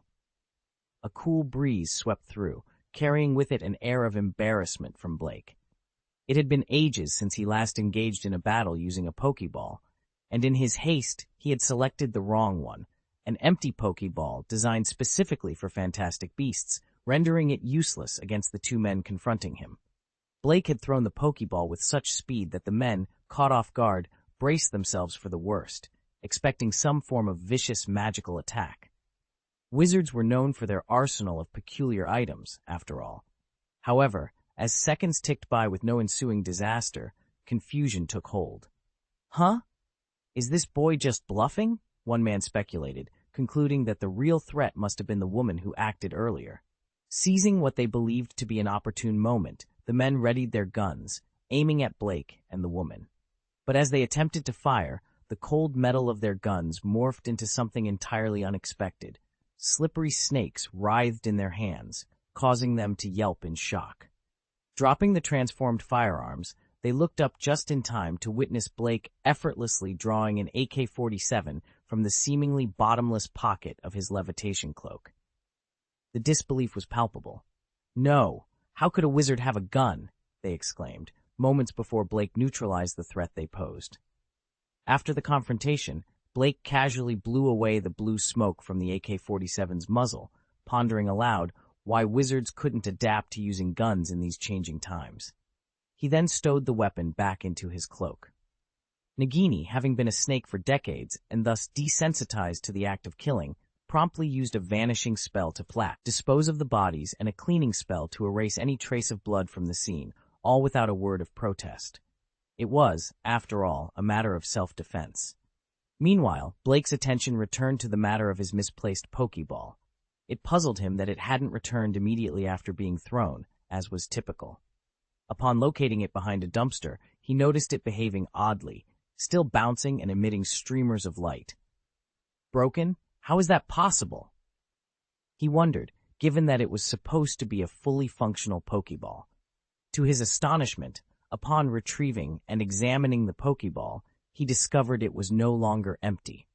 Somehow, it had captured a magical creature during its brief journey through the alley, a feat supposedly impossible given its design for fantastic beasts only. Speculating that the Pokeball's malfunction was actually a sign of it struggling to contain a powerful magical creature, Blake's frustration turned to excitement. The prospect of accidentally capturing a formidable being was too good to be true, especially considering his luck potion had long since worn off. Eager to see what sort of creature he had caught, he threw the Pokeball, releasing its contents in a flash of white light. However, the sight that greeted him left him utterly speechless. Instead of a fearsome beast, a little girl with silver hair lay on the ground where the Pokeball had opened. "What the hell?" Blake exclaimed, his mind racing to make sense of the unexpected turn of events. Blake appeared to be no older than 5 or 6 years old, a fact that left him utterly bewildered. What's happening?" he wondered, his mind racing with confusion. Just then, a voice called out from beyond the alley, breaking through his thoughts. "Gabrielle, where are you?" Blake was taken aback. "No, can this really be happening?" he thought, disbelief coloring his tone. At that moment, the little girl in question rose to her feet. Blake had to admit, he had never encountered such an enchanting child in his previous life. She resembled a porcelain doll, her expression one of adorable confusion as she scratched her head. Then, her gaze landed on Blake. From outside the alley, a figure with shimmering silver hair made her way towards them. A voice, warm and filled with relief, reached Blake's ears from behind. "Gabrielle! Oh, thank goodness I've found you." The concern in her voice was palpable. "How could you wander off like that? Do you have any idea how worried I was?" A smile lit up the little girl's face at the sight of her sister. Blake braced himself, expecting her to rush past him to embrace her sibling. However, to his utter surprise, the little girl ran straight into his arms instead. "Owner!" she exclaimed. Blake was taken aback, a mix of confusion and pain flashing across his face as he felt a slight ache in his stomach from the impact. "Ah! Ah! Damn it!" he cursed under his breath, completely caught off guard by the unexpected turn of events. Chapter 199. Vila? Have you seen the charm of the Archdruid? The atmosphere suddenly became eerily silent. Blake felt the little girl in his arms cuddling against him, as if he were her closest relative. This was astonishing, considering he had just met the girl. Blake could sense a murderous gaze directed at him from behind, so intense that it made the hairs on the back of his neck stand on end. Even Nagini seemed bewildered by the sight of the little girl in Blake's embrace. Confused, Blake internally posed the classic trio of questions to himself. Who am I? Where am I? And what am I doing? Something about this situation was decidedly odd. If this little girl was Gabrielle, why had she ended up inside the elf ball he had thrown? Blake, being no ordinary individual, quickly regained his composure and began piecing together what had happened. It seemed likely that Gabrielle's playful nature, or perhaps a game of hide-and-seek with her sister, had led her into this alley, right into the path of 2 unsavory characters. In her attempt to hide, Gabrielle had not been detected by Blake when he used legilimency on the men, and an errantly thrown Pokeball had rolled to her side. Considering that the Pokeball should have no effect on humans, Blake deduced the reason for its reaction. Gabrielle, like Fleur, was 1/4 Vila. Although Vilas appeared human, they were, in fact, magical creatures, which explained why the sensitive Pokeball had reacted to Gabrielle's Vila blood and captured her. However, since 3/4 of Gabrielle's blood was not Vila, the process had taken longer for the Pokeball to fully tame her. Taming? Blake thought, horrified. No wonder Gabrielle sees me as her master and regards me as her closest relative. Feeling a mix of amusement and guilt, Blake realized he had never intended the elf balls to be used on people, let alone to capture them. The thought of a Pokeball being able to capture an animagus momentarily distracted him, but he quickly dismissed it as not the time for such thoughts. In a whisper, Blake told Gabrielle, "Don't call me master, call me brother." "Okay, master!" Gabrielle's clear voice rang out, causing Blake to sweat nervously. Deciding to embrace the misunderstanding, Blake reasoned that no one would suspect anything untoward between two children. "Ah, you must be Gabrielle's sister," he said, turning to the older girl with the same long silver hair as Gabrielle, who looked to be about 13 or 14 years old. She was strikingly beautiful, even more so than Cassandra in Blake's eyes. "Who are you? Why does Gabrielle call you master?" Fleur asked in French, her tone urgent. Clearing his throat, Blake replied, "Ahem, my French is not very good. Could you speak more slowly?" He stalled for time, scrambling to concoct a plausible excuse. Revealing the truth was out of the question, but now that Gabrielle had been tamed, she would likely play along with whatever story he came up with.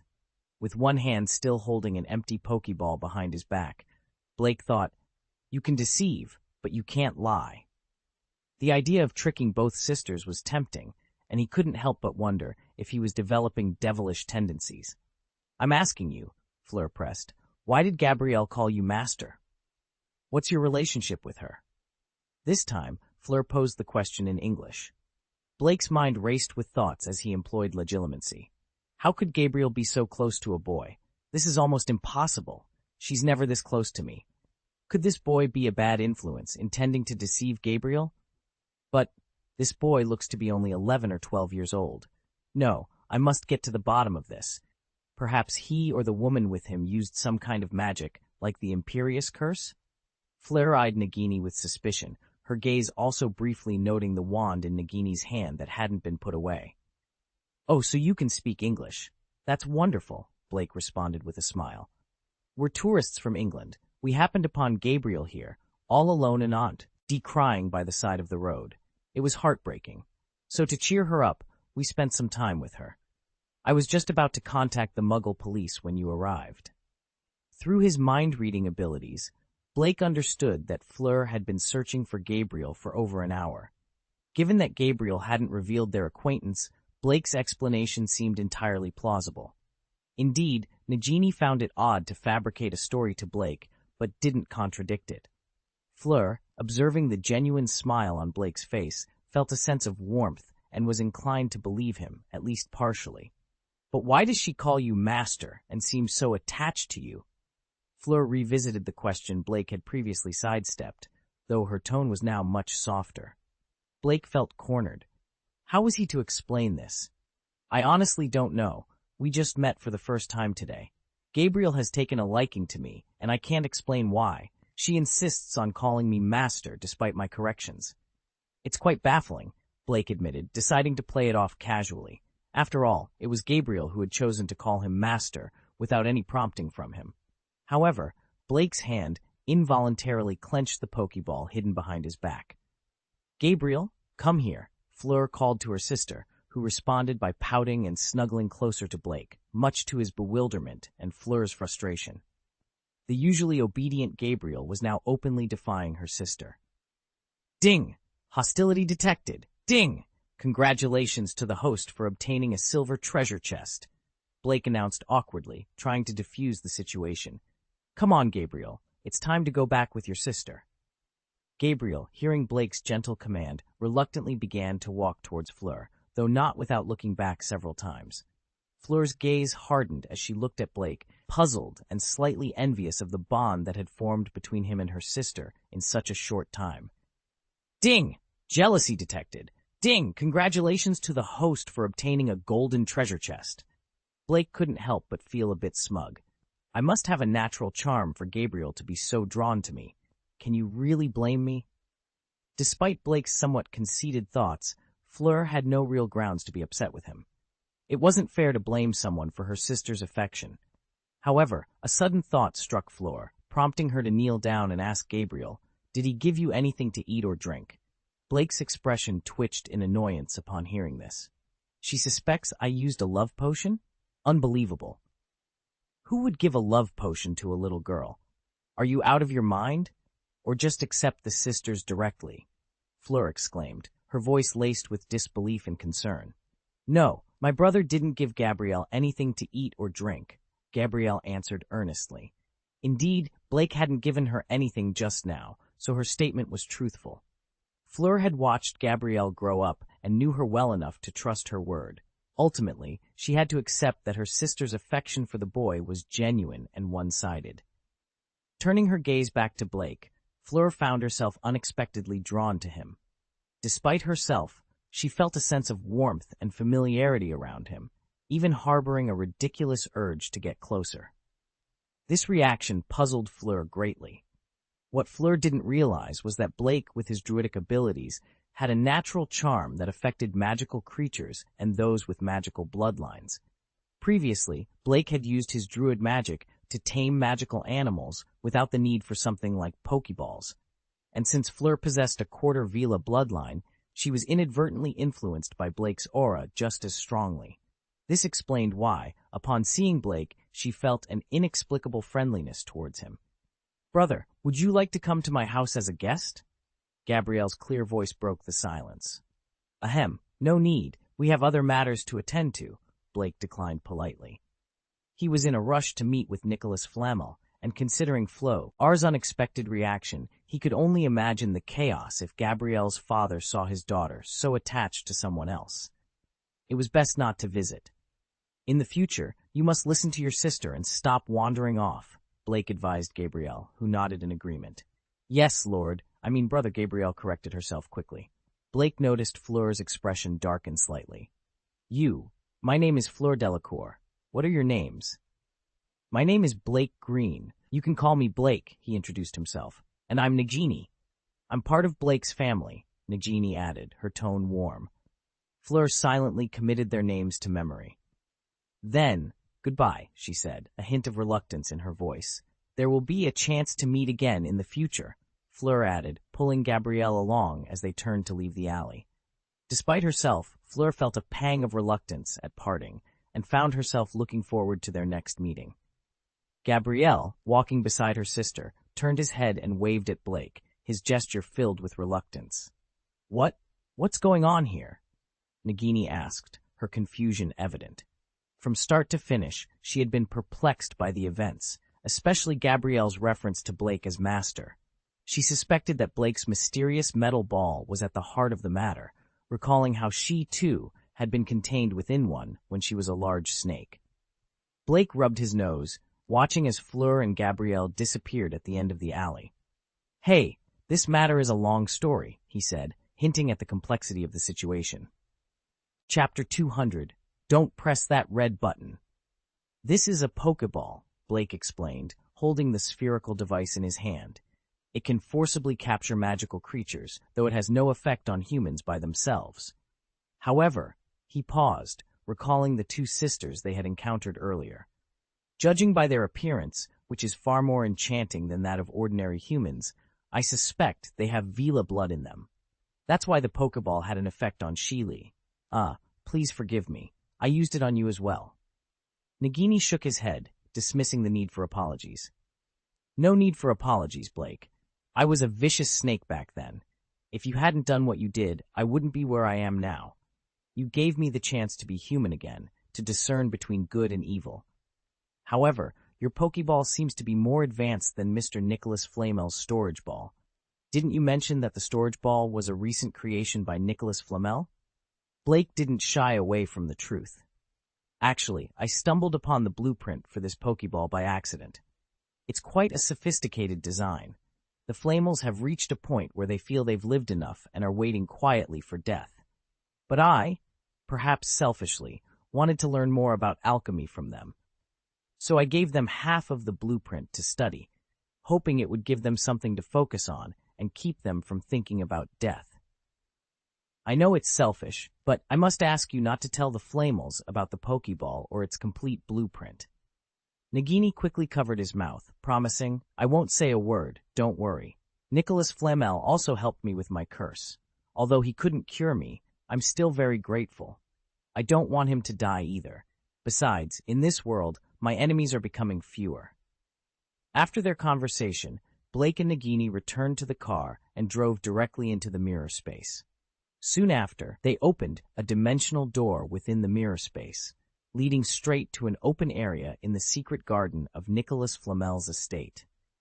The estate was more than just a house, it was a vast manor. Nicholas Flamel had once said that this manor would serve as their final resting place. With the roar of the engine announcing their arrival, Blake's car drove into the center of the estate. He turned off the headlights and was soon greeted by a smiling Nicholas Flamel, who appeared in front of them wearing a white nightgown. Blake, startled at first, mistook Flamel for a ghost, similar to Cuthbert Binns. It wasn't until Flamel walked closer, stepping on a board with wheels, that Blake realized the truth. Despite the elixir of life sustaining him, Flamel's physical body had weakened over the years, making it difficult for him to traverse the large estate on foot. I'm sorry, Nico. We're a bit late because we encountered something unexpected. Blake apologized. Oh, it's okay. I'm sure it was something significant that held you back, Flamel responded, clearly pleased to be addressed so familiarly. Turning to Nagini, he remarked, It's been a long time, hasn't it? Blake mentioned your blood curse has been lifted. That's truly a cause for celebration. Come, boys, Perenelle has dinner ready. But wait. Flamel's attention was suddenly drawn to Blake's car, which had just been turned off. You've made modifications to the car, haven't you? Many years ago, I collected a similar model. It doesn't sound like any ordinary engine. Leaning over the hood and sniffing, Flamel smiled and said, it's powered by Gubrathian fire. A brilliant idea, though the fire never goes out. Even with the car seemingly turned off, the flame within continues to burn. Nicole Flamel's gaze was sharp as he observed, That means the internal components will inevitably endure wear and tear. Blake had ingeniously modified his car to run on Gublai fairy fire instead of gasoline. Nicole pointed out a significant flaw in this modification. The engine could never fully shut down and cool off because the Gublai immortal fire, while an excellent energy source, could not be extinguished. This constant activity could drastically reduce the vehicle's service life. Yes, Nico, I noticed that issue as well, so I had to innovate, Blake explained as he opened the car hood. Nicole's eyes widened in astonishment at the sight of a small device. His breath caught as he exclaimed, Oh, what a brilliant idea! You've managed to control the temperature of the Gublai immortal fire through alchemy? Blake smiled modestly. I had no choice. I needed a stable flame temperature to refine some potions, and they required constant attention. This device was my solution to maintain a consistent temperature. So you found a way to not only control the temperature of the Gublai immortal fire, but also maintain it indefinitely? Nicole asked, impressed. Yes, that's exactly what I've done. At that moment, the atmosphere was filled with excitement over the technical discussion, and leaving Nagini feeling out of place and wondering about the dinner plans that seemed to have been forgotten. It's quite simple, really. My inspiration came from Muggle gas stoves, Blake shared, further intriguing Nicole. What's a gas stove? Nicole inquired, genuinely curious. Their conversation was interrupted by a soft cough from behind. Blake noticed a bead of sweat on Nicole's forehead as they both turned to see Penelope Flamel in a sky-blue nightgown, neat with a coat draped over her shoulders, sitting in a wheelchair and watching them quietly. Gentlemen, I presume you've forgotten about dinner? Penelope said with a hint of amusement. Sorry, Blake replied, embarrassed by his oversight. He signaled Nagini, who presented Penelope with a prepared gift, trying to smooth over the situation. Oh, Nagini, it's been too long. You're too kind, Penelope greeted warmly. They're just overly passionate about alchemy, Nagini attempted to explain. Call me Perenelle. she insisted, dismissing the excuse. They might not need to eat, but we do. Come, let's leave them to their discussion. As Nagini followed Perenelle towards the dining area, he gave Blake an apologetic look. Blake and Nicole, left behind, realized they would likely go hungry that evening. Perhaps you have a secret base for such occasions? Blake suggested, half joking. Nicole was taken aback. How did you know? Blake shared a common observation. Every married man dreams of a personal retreat. Unfortunately, not everyone has the means, so some find solace in their cars after work. But you, Nico, you're well prepared. Nicole sighed, reflecting on the changes that come with marriage. You're right, Blake. Girls are always so sweet before marriage. Nico glanced at Perenelle, only to realize her wheelchair had already moved some distance away. He quickly grabbed Blake's arm, his eyes sparkling with excitement. Let's go to the secret base. You actually have one? Blake asked, a mix of disbelief and curiosity in his voice. Did you think I was lying? Well, it doesn't matter, Nico replied, his tone light. In my secret base, there's a barrel of red wine from my vineyard, brewed back in 1867. But I'm underage, I can't drink, Blake interjected, a hint of regret in his voice. Sorry about that. You're so mature for your age. I keep forgetting you're only 11, Nico said, his voice filled with a mix of admiration and apology. It's astonishing, really, to think you've achieved so much in alchemy at such a young age. It's truly enviable. Suddenly, a robotic voice interrupted. Ding! I detected emotions of envy, jealousy, and hatred. Another chime followed. Ding! Congratulations to the host for receiving a silver treasure chest. Clearing his throat, Blake redirected the conversation. Ahem, Nico, where is this secret base of yours? I'll drive us there, Nico announced, leading the way to his vehicle. Nicole Flamel's estate was vast, designed with accessibility in mind to accommodate the elderly couple's daily strolls. The absence of stairs meant that the garden paths were perfectly suited for vehicles. Okay, Nicole Flas, Amel agreed enthusiastically to the adventure. Honestly, I haven't been in a car for years. He climbed into the passenger seat and expertly fastened his seatbelt, a hint of nostalgia in his movements. This will be a nice throwback for you then, Blake said with a smile, settling into the driver's seat. As he reached for the steering wheel, Nico hastily warned him, Don't press that red button. Blake paused, his finger inches from the button, and let out a nervous chuckle. Noted.